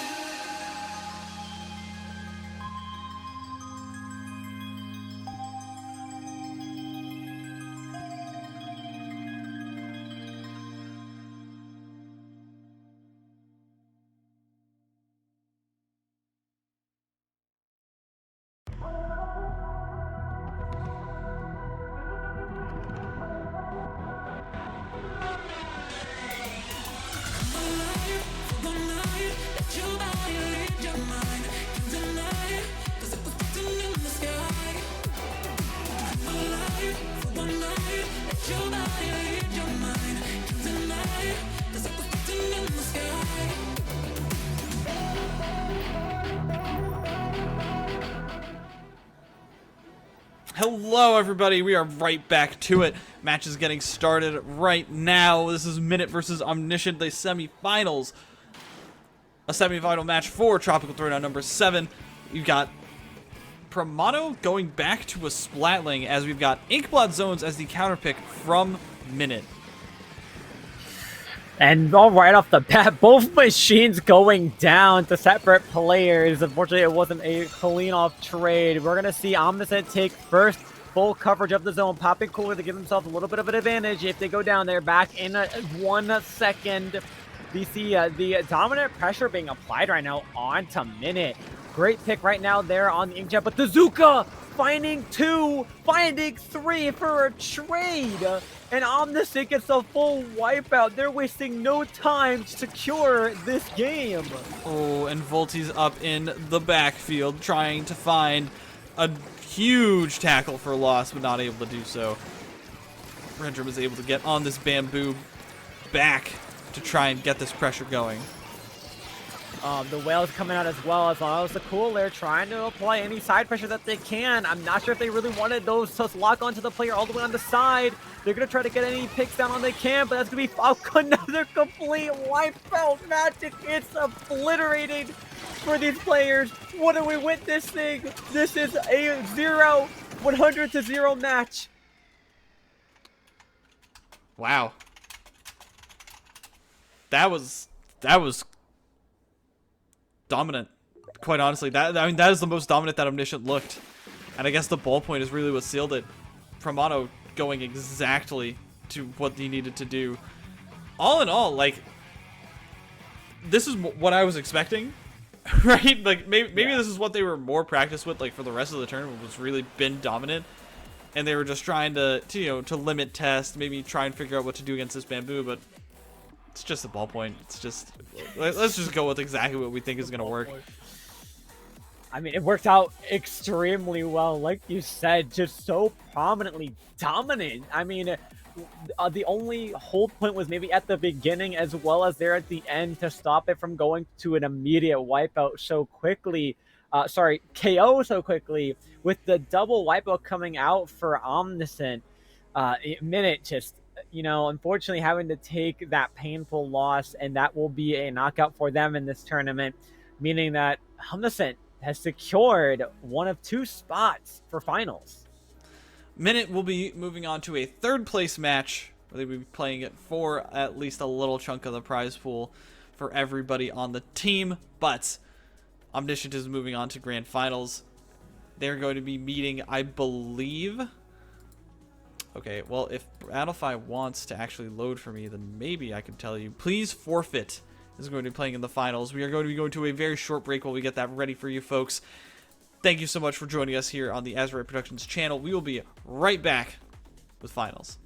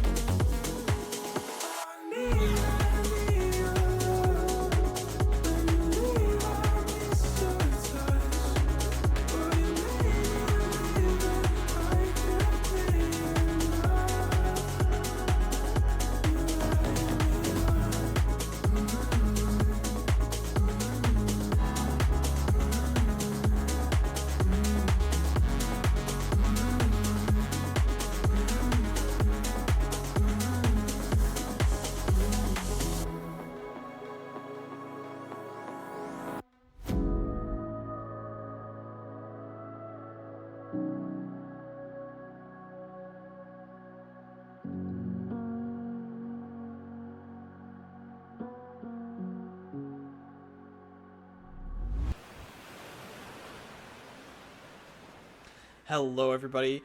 Hello, all you wonderful people. Welcome back to Tropical Throwdown number 7. This is the finals of the tournament. This is for that $100. This is for the crowning championship achievement.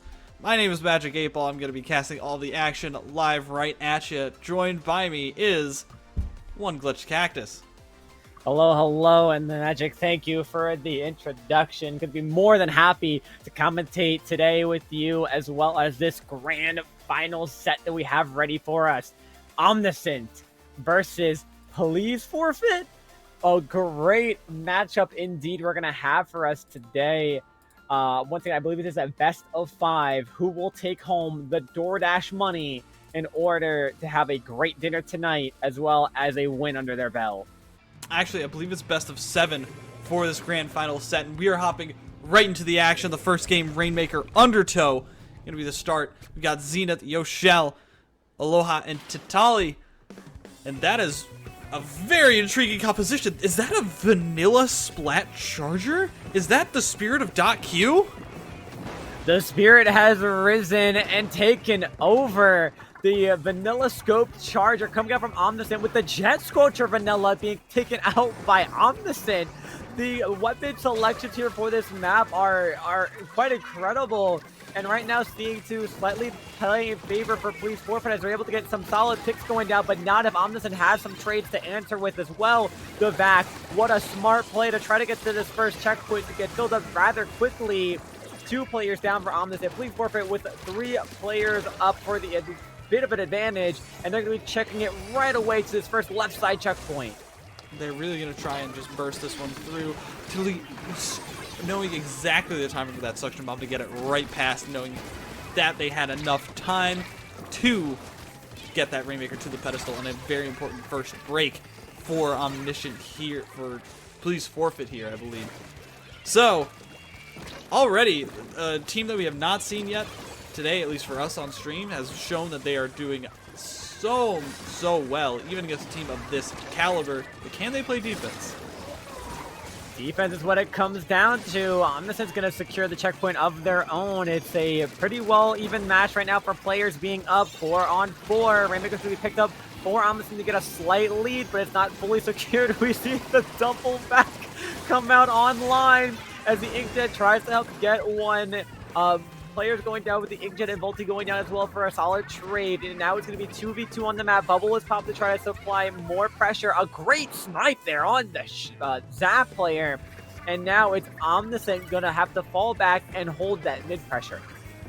You have to hold back that mid pressure. Unfortunately, Volti decides he wants a little bit more forward pressure and gets taken down for it. Please Forfeit needs to try and get a little bit more value here. They need to try and find these straggling players, try and get these isolated picks. And now the specials are online. They're just going to keep stepping forward, slowly taking it back. And this is the kind of play that I've been wanting to see. Cascade the specials. Try and slowly make your way back into the mid ground. Do not let Omniscient play their game of trying to get these very prominent counter pushes going. Just completely knock them out slowly. Just force them to not do anything, especially when you try and just walk up 2 Vacs at each other trying to pop the bubble. That was a crazy situation, a crazy set play from Please Forfeit. Not working out for them though. Definitely not. You can't help to feel if one of the Vacs for the defensive side was a counterplay to challenge the offensive Vac to slow down that Rainmaker, and it surely helped. There's only so much you could do with a Vac as the Volti on that Carbon goes to apply more pressure. Talk about pressure, talk about a further lead. That's going to be down to 33 points for Omniscient.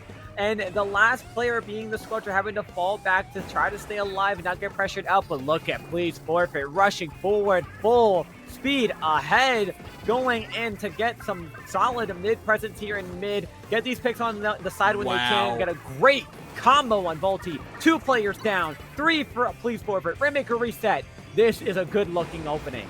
And Aloha here has been doing such a good job at sniffing out Volti on this Carbon, knowing exactly where he might be showing up, exactly where he might be hiding. Fortunately, Zenith going down there. Volti's over on this right side as the coolers are online for Please Forfeit. They need to start getting a little bit more presence, but there's so much range here. The Jet Sculpture with that line marker, the bomb pressure from these shooters, doing such a good job. But wait a minute. I think they're trying to go for this right side. They're trying to get a very, very sneaky little play going. The Ink Vac did not extend far enough to try and save that Rainmaker, and unfortunately, one player does go down for Omniscient. 3 players go down. They were just sitting on that ramp, and there was nothing that they could do. There's just one player. It's the Zap left standing for Omniscient, and they're not going to be able to fend it off. And barely getting the respawns, barely holding off in time for the respawns for Omniscient to stop them at the door. Wow, let's talk about closing it in their face, not allowing them in. What a great display of defense there on the side. Please forfeit, going 3 players down. It is just the junior player as the remaining members try to come on in, and they can only do so much with that short range and pain output. Stall with bombs as long as you can. Zuka takes up the charger. 10 seconds left to go, and they might be able to rush in and get this Rainmaker pick. There are people to rush in, but 2 players go down. It's only Tiddly who's able to maybe fend it off. This Rainmaker doing such a good job at staying solid, staying holding, and putting those shots in the perfect spot to prevent them from getting up there. As soon as they tried to get that step forward, they got smacked down with a nice Rainmaker explosion. And that is the difference that will lead them to their first victory in this long set for Omniscient over Please Forfeit. That's right, long set indeed. Like you mentioned, thank you for the correction. It's a best of 7, but each still being a counter pick from a great list of map pools that we have to choose from. So with Omniscient, again, winning that game by 1 Rainmaker point, the difference of a toenail on that ramp for Please Forfeit to unfortunately not take it all the way. It is in Please Forfeit's court to solidify a great pick for a map mode combination to hopefully solidify their next win if Omniscient doesn't come fully locked and loaded and prepared to take whatever comes at them. They really do. And again, it's not like they didn't have plans, they didn't have set plays. It looked like they were really moving well together, that they were a really solidified unit, and that's why they've gotten this far in this pretty stacked tournament. So they just need to try and edge those things out, right? They need to try and clean up any kind of blockages in their path. They need to clean up what little hesitations that they had made on those pushes, and they need to make sure that they have the correct placements for themselves and their abilities so that they don't end up falling down, they don't end up falling short, they don't end up stopping at those doors. And again, it was just one little, possibly a little bit cheesy play from getting that lead, and that was so close for Please Forfeit. It's just going to take one more good look, and they can easily manage it. And we do have the counter pick coming in. That is going to be Hagglefish Market Splat Zones, which I think makes so much sense. Oh, absolutely, especially with the comps that we saw them bring out. I mean, of course, it's going to be a probably home turf for some of these players, of course, on Omniscient, already playing on that prior. Although, again, that was with tower control, so the mode's a little bit different. The focus of the objective has changed, but it hasn't changed the map layout. We're going to see some great opportunities, some great openings, some great plays being made by these teams to slow things down on either side, maybe force Omniscient to a little bit of a staggered moment to hold that zone together a little bit more. But again, the Charger being out for Please Forfeit could be great on Tent. I mean, we'll see what these players bring out, but I'm confident they're going to be similar. Romano going back to that ball point, deciding to switch off that Jet Squelcher, and Yoshell sticking to it, sticking with the scope, and deciding to bring this Charger to its full potential in this tournament. Going to be trying to shut down Romano, shut down those Ink Jets, and shut down the competition in that zone with those Ink Strikes. It's going to be interesting to see if they can get into solid positions for it, if Yoshell can really activate it. Look at how fast Omniscient moves off of this cooler. Look at how fast they're already in position, but look at how fast Yoshell can manage it! All of these shots landing perfectly and finding the targets. They have easily gotten their fair share, their value out of this Charger already. I mean, using every little bit of their weapons and their specials to their advantage. I mean, look at this pure dominance they have right now in the center of the map.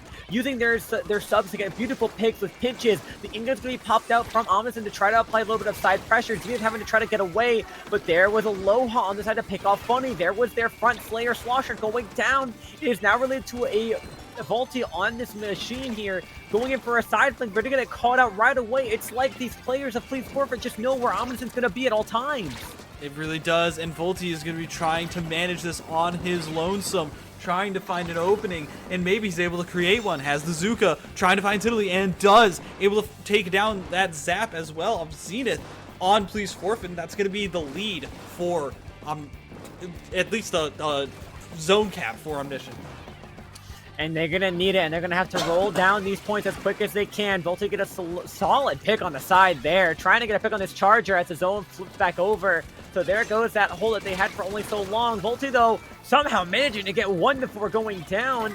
That's going to be one player down, not getting any cooler, but they'll be back just in time to help push down on the mid line, pushing a little bit forward. Zenith having to back up here not to get into a tricky situation of a 2v1. We see the Charger, though, of Yoshel being excellent at catching their players, helping them wherever they need.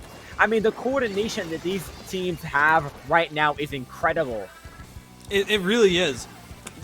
This is the difference between, something that we saw earlier in those like earlier stages of the bracket, in those round robin stages, and why these players are here and this level of the tournament is because they know exactly how to play around each other. They know exactly how to communicate their initiatives and use it to their advantages.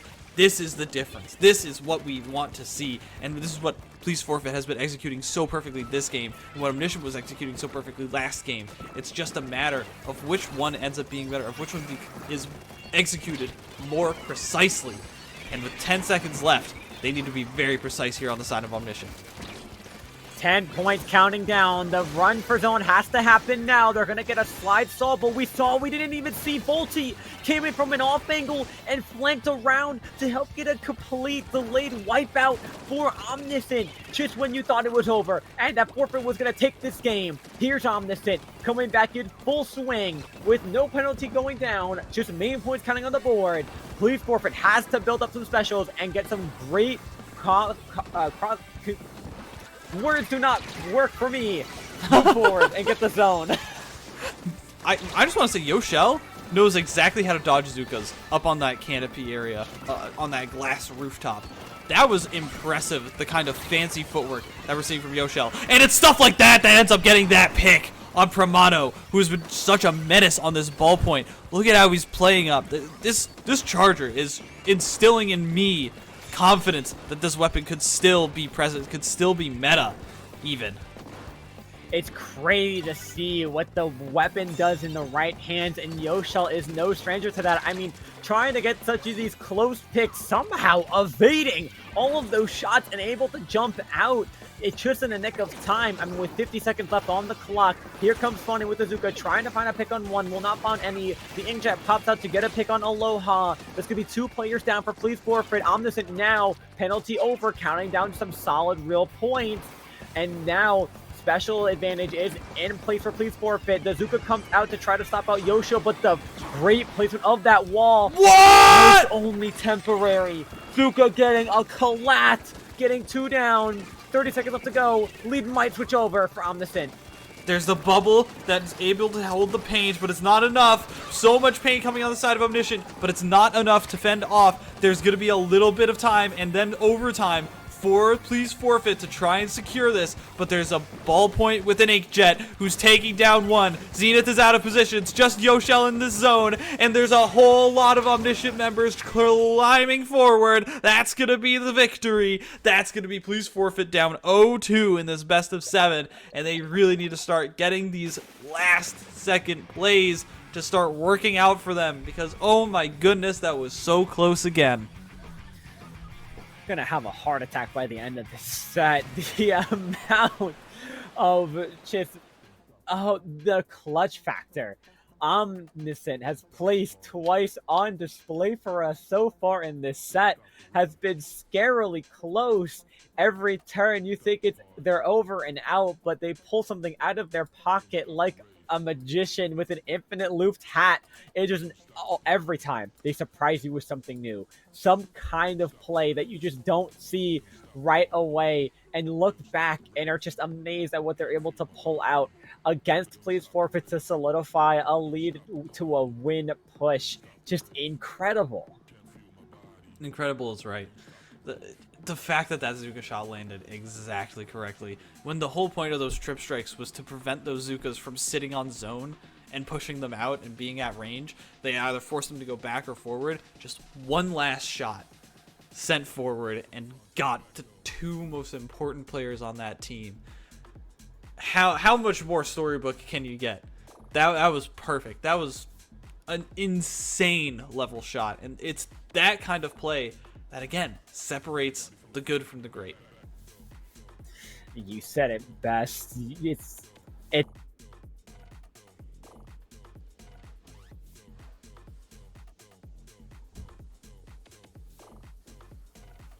live analysis happening at all times of where everyone is. I mean, at the end there, we saw Volty being able to flank on that side and get a beautiful flank pinch that we didn't even see ourselves on the overhead, but was able to sneak in and get those picks on the Yoshel on the Charger, playing it further back, on one of the Slayers who was falling back to see what was going on.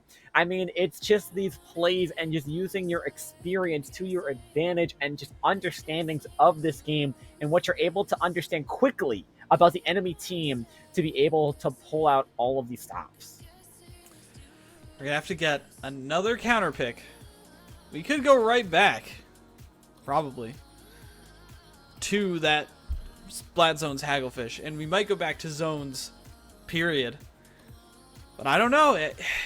It was so back and forth, and Please Forfeit just needs to make a couple more adjustments, but they don't have to make, one step ahead. They can't just make one step of progress. They need to be 2 steps ahead so that they can get ahead of Omniscient, so that they can try and outwit them, out-strategize them, and maybe out-surprise them. And we are going to go to Splat Zones on Sturgeon Shipyard. Definitely for Yoshel. This is going to be the Charger heaven. If there was any map mode combo, that would be it for Yoshel. This is it. The snipe positioning they're able to take on this map, as well as even low ground on the sides once they get into good positionings at a good lead, at a good advantage state. I mean, we see so many great opportunities that we're going to be able to see come out from the side of Please Forfeit. It's only a matter of time until they're fully able to take this. It's only a matter of time.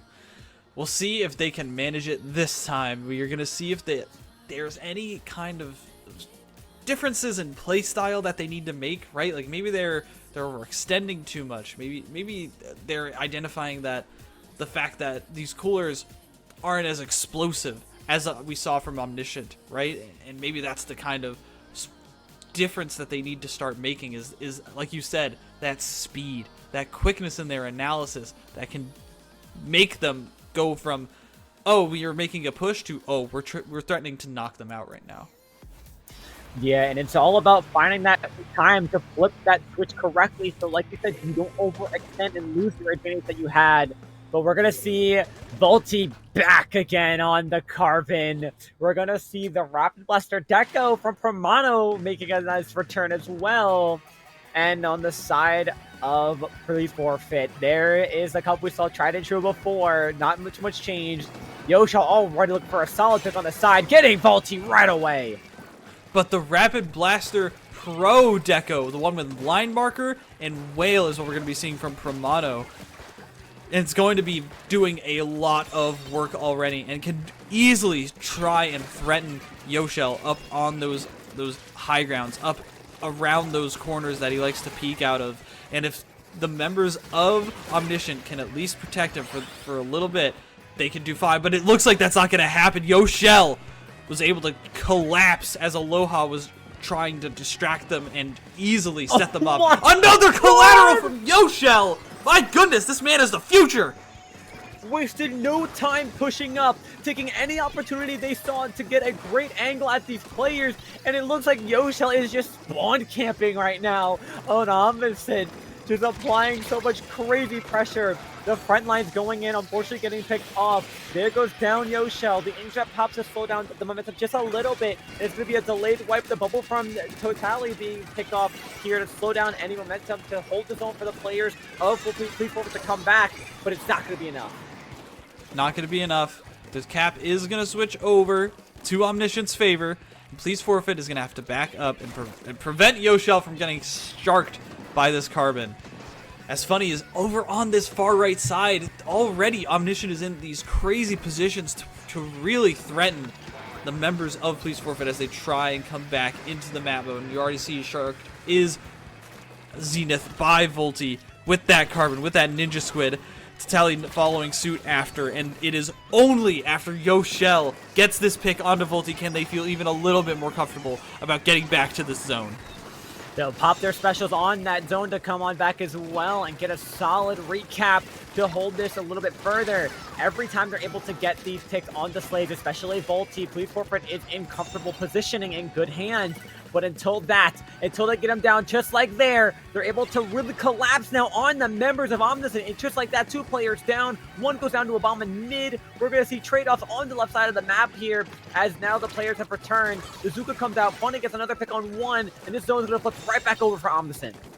It's going to flip right back over. And they have the specials to hold this one down. They didn't even need to waste most of them pushing forward, but Pramano gets caught out. I don't know if that was a snipe or a bomb or a what, but that is one of their most important members to try and hold things down. Out for the count for the time being. Yoshell's up on this top right side. The members of Please Forfeit are trying to snake through, but the Carbon sharked them at the drop from the ledge. Tiddly is able to at least get a couple of interesting shots down, but the members of Please Forfeit are not alive and painting. The members of Please Forfeit need to try and hold this down, but they're not able to. There's too much pressure. There's too much omniscience from Omniscient, and they're not able to hold themselves up. Please Forfeit, hoping for a forfeit right now for Omniscient to take this, and if they can, because that's going to be 5 seconds left to go on the clock of the zone without the player advantage or the man advantage to continue this forward. Omniscient secures a very game-ending dominance for a 3-0 right now, furthering their win status, and things getting dangerous for Please Forfeit.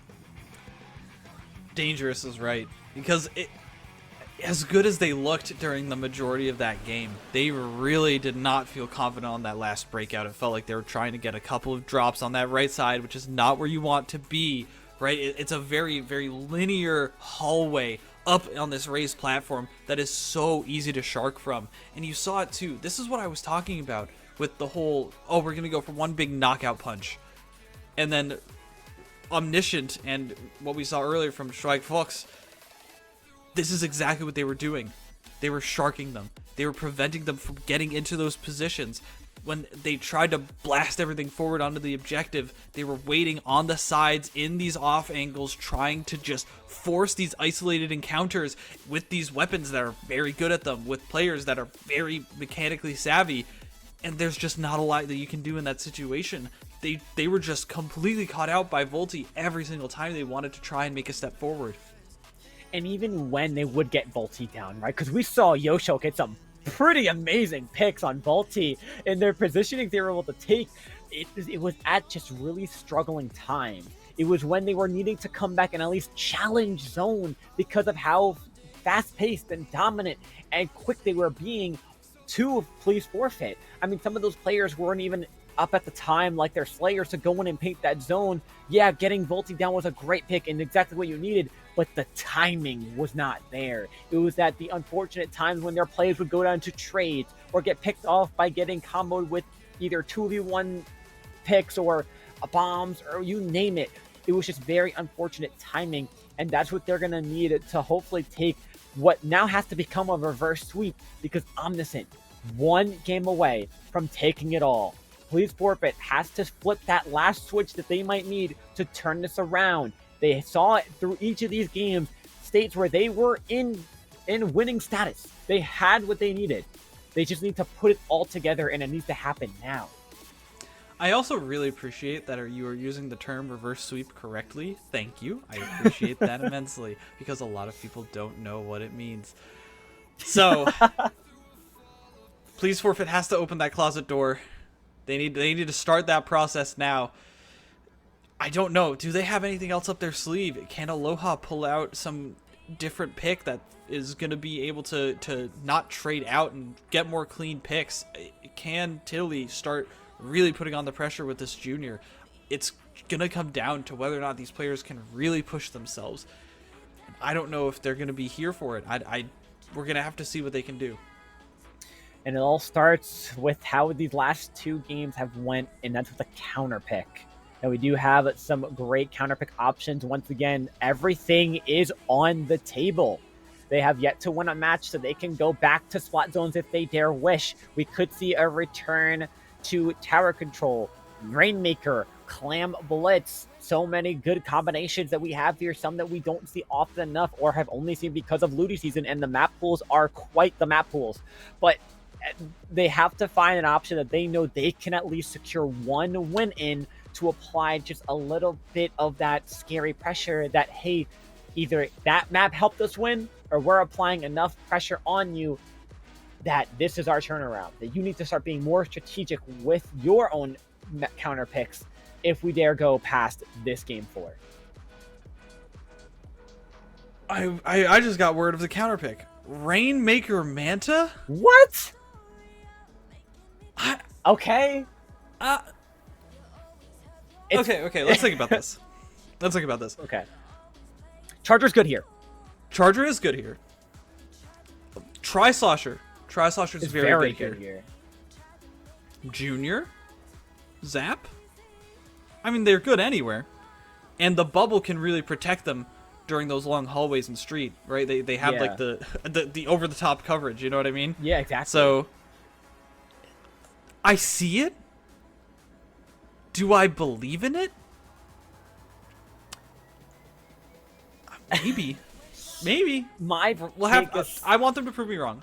My biggest thing is I feel like it's an attempt to counterpick Volti's Carbon, right?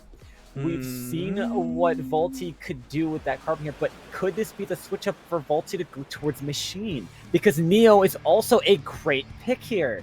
So was this a pick to switch up Volti to have a little bit change of pace?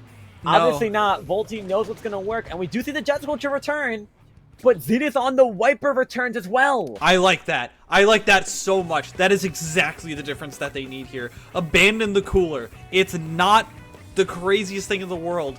They can just go forward and just try and play around this Charger. That they will. I mean, getting a solid pop right now and forcing 2 members of Omniscient to the back foot. Here they go, picking up the Rainmaker right away, getting a solid pick on 2 of them. They know where one of more player is in the corner here. They're going to get the pick. That's 3 players down. It is just the shot with Zuka sharking somewhere behind the Rainmaker. It's going to be on their plat. They're going to take the Rainmaker to the cut. Rainmaker going to go, the shot going to go behind, but gets sniped by Yoshell.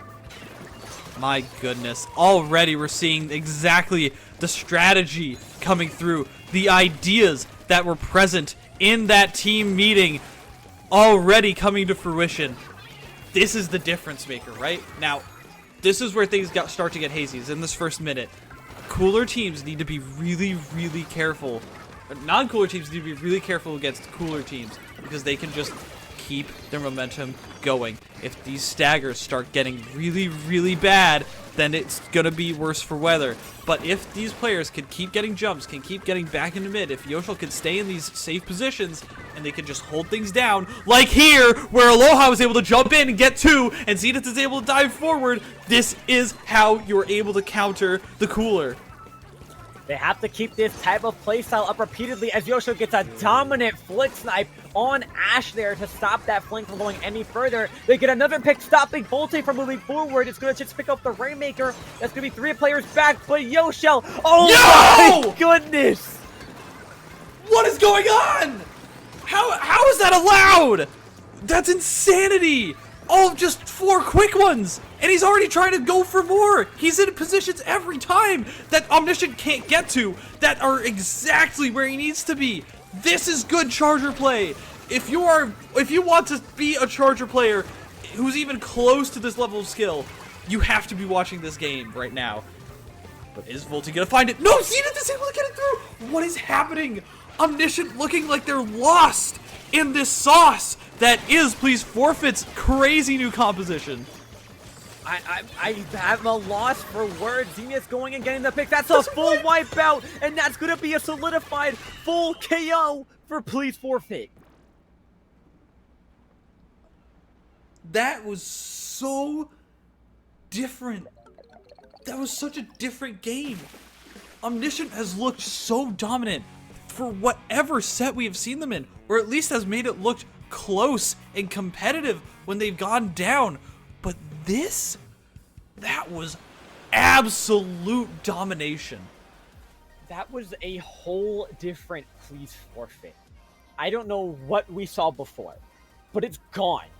They unlocked something in them, whether it was the beast, whether it was, you name it. I mean, I have never seen that quick of a switch from a whole team, mind you, not even just one player, a whole team, of a change of pace and play style that we were not seeing those games before. It's like I mentioned, they found the bits and pieces they got through each 3 of those games, and now they've merged them together and have a full, what feels like a foolproof dominant plan to take on Omniscient. It's so fascinating too, because you think that when you're playing with Cooler, you're playing faster. But that's really not what Cooler does.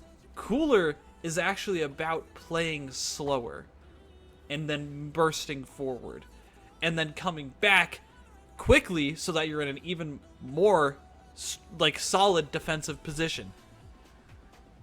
This is blowing my mind. That's the first time I realized and it seems so obvious now that I'm saying it out loud. But Omniscient, they were playing so not lethargically, but they were kind of waiting in the wings. They were waiting for Volty to get picks. They were waiting for Coolers to make things happen. And Please Forfeit was just diving on them. Yeah, I mean, and diving on them, they're going to have to continue, as we do note our counter pick being Tower Control on Hagglefish Market. A great counter pick for the side of Omniscient. But if we're going to keep seeing this type of Please Forfeit, this new and improved Please Forfeit that was not fully here those previous 3 games before this last one, this could be dangerous for Omniscient. Well, this is a team that I'm expecting to very quickly adapt. Is the thing. Something like this is an ace up the sleeve, but you still have to play a few more rounds of cards. You have to still play a few more hands, and if people are expecting this ace, they can at least adjust and correct. And this is exactly what I'm expecting Omniscient to do. What can they manage to find? And can they use this Cooler composition to try and keep themselves at pace, to try and keep themselves in a good defensive position? But I don't think it is. Primato's going way too far forward, and Cactus, this is not looking good still. Magic, you said it. This is not what Omniscient was guaranteed attempting or hoping for when it came to this counter pick. I mean, already a quick dominant start for Please Forfeit. Now Omniscient wasting no time. Funny already up in the front lines, trying to apply a lot more forward pressure. But Please Forfeit doing a better job at pacing themselves, making sure they're able to find these picks where they can. The bubble being used just in time for the Zuka to slow that down and not go down at all. I mean, a one-on-one pick on the side of the map here. 2 players will go down for Please Forfeit, but playing strategically here. Knowing that, like you said, the burst starts with Cooler. When they're going to appear is exactly what I think Please Forfeit is keeping an eye on for. And it looks like they're still struggling at least a little bit. Ash got a little bit too hasty. That Trip Strike hitbox was still out, and Yoshell using those Trip Strikes very effectively, very proficiently, to at least get them off the tower, to at least get them into a position where he can start sniping them down, and he does. And this is what we want to see from Please Forfeit, is just this overwhelming sense of, I'm just going to keep running at you, and there's nothing you can do when I missed you, when I throw a torpedo, when I throw a splat bomb, and as soon as you kill me, I'm gonna have QR. I'm gonna come right back. Right back they are indeed, just like that. Teams coming back, the pressure that Please Forfeit was adding on was not enough to slow down Omniscient. We saw the perspective of Funny not wasting any time getting stopped. I'm sorry, that was incredible. That was funny. Being stopped by the mist and pushing things down. They're gonna get picked off. What a great call out there to keep the Inkjet player alive, and they're gonna just barely jump out of Hermano, who's in their Inkjet trying to find a pick, but Yoshell denied. This man, I don't know who this player is. I don't know who they are, but I want to see more of this Charger. I am so thrilled. I haven't seen Charger play like this since in years, really. Years. This is so much fun to watch. And this is what Splatoon is all about, right? This is what Splatoon is about. It's about being able to make incredible plays like this with your team, for your team, and have these very interesting play styles and such an interesting game. And speaking of interesting, isn't it interesting that Omniscient is now already overwhelming Please Forfeit? It was only a matter of time. They could only stall this push that Omniscient was trying to get for so long. The Zuka takes out Yoshell, meaning there goes their backline length, with their pressure that they had for the range, and now things are falling apart for Please Forfeit. The members dropping and almost making, unfortunately, not strategic plays with each other as Omniscient pushes for the second checkpoint. Omniscient's pushing, but finally, members are all online for Please Forfeit. And as soon as I say that, commentator's curse. Aloha getting a little bit trapped underneath this canopy, underneath that tent, and was not able to move out and get those shots from a safer position. There's one player already in the backfield for Omniscient in Please Forfeit's side, and it seems like things are crumbling at the seams. The cooler is online, and if the members of Please Forfeit can't get a clean wipe, get a clean 3 down, they're just going to keep coming back. Omniscient's going to keep coming back. Coming back, they are Magic. It's incredible to see these players are wasting no time. Where was that pressure that we saw Please Forfeit have, that aggression, that holding forward, step on the gas? They have to stop and slow down because Omniscient has switched gears. It has become less of I need cooler to go in, and has become now what Please Forfeit was doing exactly to them that game before. They are only holding forward. They are pushing forward, applying this pressure, and only using the cooler if they desperately need to. But 15 seconds to go. A player advantage and special advantage online for Please Forfeit. The stamp coming out. Could we see this switch around? I don't think so. The trip strikes come out, but I don't know if it's enough. There's 2 players down on the side of Please Forfeit. The Blabble comes online. Yoshell's down. Volti's inside. But Zenith is able to land, and they take the lead because nobody was on tower, and they were able to slide it forward. I believe Please Forfeit just incredibly clutched that game. What in the world just happened? That bubble was the clutchest thing I have ever seen. Junior is so back. What a play to clutch it out and hold it together. It was scary how long we had to wait to see that come to fruition by Please Forfeit, but they got it done. The bubble being placed by that Junior, the Charger going down in that 1v1, and the Junior cleaning it up just for 2 more members to instantly jump in to hold that tower for 1 more point. Magic. First of all, that's why you don't give up, because if Zenith didn't jump in there, if Zenith had just like put the controller down, that play wouldn't have happened. That was insane that he was able to get that slash off at the perfect second. The perfect second. And they're able to clutch it out. Omniscient has to go back to Inkblood TC here. That's going to be their pick, 100%. It's what will work. It's what will give them that little upper hand with the weapon comps. I mean, but I feel like we just saw it here. Omniscient picked what was really a dominant map for them. We saw that before, and we almost saw it again with the previous sets. But Please Forfeit answered. Oh, I didn't even need the information. I didn't even read the chat. No, nobody told me. I just knew. Because, like, what other option do they have? This is their mode. This is Omniscient's, like, counterpick always. Europe is so good at tower control. These players play it so often. They're so confident with it. They pick it in invitationals and internationals all the time. It's what they do. And they're getting... They just got clutched out. The clutch factor that we've been seeing got turned around on them. And Aloha might get this pick out of Volti. Okay. Not this time. Not this time at all. Omniscient, like you said, look at this awareness of how this map works. These players acting like it is the back of their hand, knowing every route they have to take, getting these picks left and right. They're forcing Please Forfeit into a stagger, trying to say you need to forfeit or else this is game over for you. Pick after pick after pick.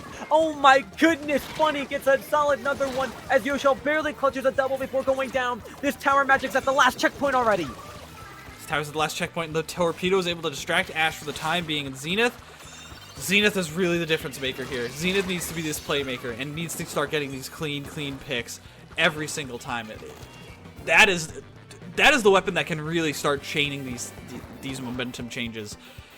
Funny, though, is going to be the difference maker on the side of Omniscient. If he could start doing things like this, if he could start popping those Zukas at the perfect time and using the coordination with the team, with that paint, with the pressure from Permano, they could do this. But if Funny goes down, the glue falls apart. What did I say earlier? And now Aloha is in the backfield, is in the high ground for Omniscient, and there's nothing they can do. They're getting stopped at the gates. Oh, closing them out, getting a nice Zuka pick though, comes to the side of Omniscient. The stamp comes out as well with the strikes. All specials being popped at once, but might have been a little too hasty. No one's on the tower, no one's moving it forward, and unfortunately it's going to be a little bit of a stagger here as the players of Please Forfeit try to figure out if they can hold this pressure just a little bit longer, but no, they can't. That's 3 players down. It's just the Charger Yoshel now holding on to their own plat while they can, trying to find a pick, but no. Get destroyed as they get quickly pushed forward and held accountable for that wall. Yeah, that was a very, very risky play, and Yoshel is usually very good about staying back in those situations, but maybe thought that he could get something, and maybe he can. Look at this, he's already back, already trying to fire these shots off again. He is fearless trying to find these players. Gets a tap shot? No shots on Volti. Maybe this Charger's being a little bit shaken up. You can only wonder if never mind. Quick switch around.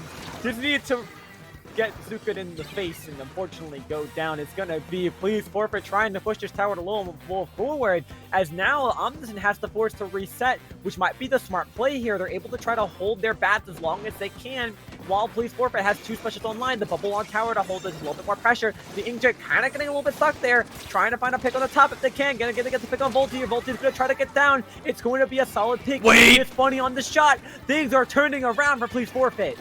And Yoshel's here. Ash and Funny really need to start collapsing on this tower now, and they do. There's one down, but Yoshel's forced off the tower by the bomb from Funny, but it's not going to be enough. There's 2 down. Both of them go down. Can the chip damage stop this tower? The bubble's online. Once again, they might get clutched out. 2 go down to the bomb from Tiddly, and Zenith is able to jump in and land with the slash once again, but it's not going to be enough. Aloha needs to land here. Yoshel is on the landing as well, and it's finally Omniscient who clutches it out, barely landing those shots onto Zenith from a safe position. Was Funny. That, oh my god. I have goosebumps from how close that was getting. A 1-point difference and could have been the last push available. But look at the members of Please Forfeit all trying to hold that left side because they know they have to keep this going. All specials have been popped and used up, trying to force the members of Please Forfeit back. Omniscient, though, getting a pick on the Wiper. There goes down Zenith. The Junior pops bubble to try to hold more pressure. This is the push they have left. 2 players alive, but they don't see Funny from behind. Wait, the bubble is so perfect, though. Oh my gosh. Diving back into the bubble is Yoshel, using the trip strikes to try and stall things out, but no, it's not going to be enough for the time being. They have 30 seconds. They've got 1 push left, and they've got the specials online very soon to make it happen if they can just stay alive, if they can force the members of Omniscient back. But they need to try and get this cooler player down. They need to get Ash.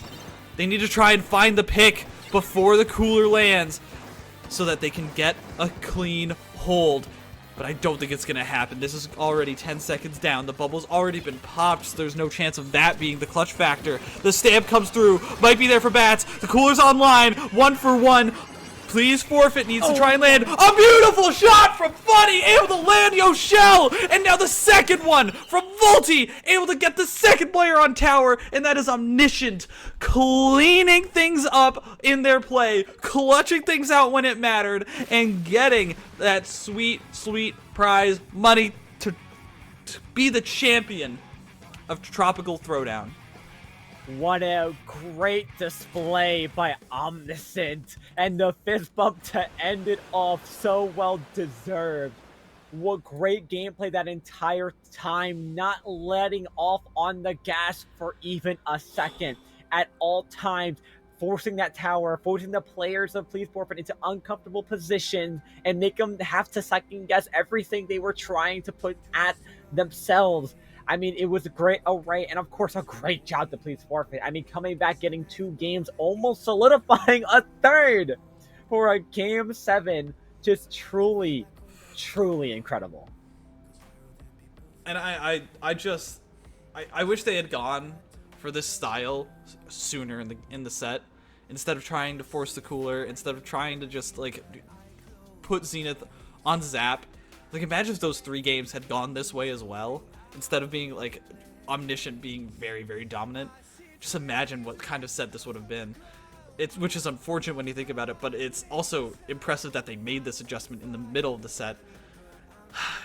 That was one that I'm gonna look back on. That's one that I might VOD review with my team. Like, that is how good I think that was. It was incredible. I mean, we saw so much just amazing gameplay from the coordination, from the momentum usage, from the special output. Just so much being put into effect by both of these teams, even when the first 3 games, sure, they were won by Omniscient, but none of them in a dominant fashion. We saw the pushback that Please Forfeit gave, and it just took, like you said, that one change up in the comp, that one weapon switch that changed the game. Unfortunately, that is going to be it for the tournament. There's no more matches to be played. And what a great ending to it, for sure, for certain. That was a fantastic ending. I think, all in all, we are going to be saying our goodbyes. I want to say thank you so much to Garden State Esports. If you're curious about them, please do look them up, read up on them, follow the Twitter that they have. They are doing wonderful things in the New Jersey area, a local thing that wants to help support our scene, which we really appreciate, and help support our tournament organizers. And I just want to give them my honest thank you. Thank you to everyone behind the scenes, Will, Andy, Pico for holding it down in the production side, Kira and Soav for organizing this whole thing. That's most of the thanks that I have. My name is Magic 8 Ball. You can follow me at the link down here on the x.com link. Cactus, do you have anything to say? You said everything in such a well-fashioned, Magic. Honestly, I just want to say as well, huge shout out to our commentators. Huge shout out to you as well, because this was quite an amazing set to commentate with you again. I love this commentary. And all the commentators from beforehand did such an amazing job. But my shout out as well, you could follow me at the @below @glitchcactus on all socials. And that is going to do it for us here over at Tropical Throwdown 7. Stay fresh. When your heart next to mine, yeah.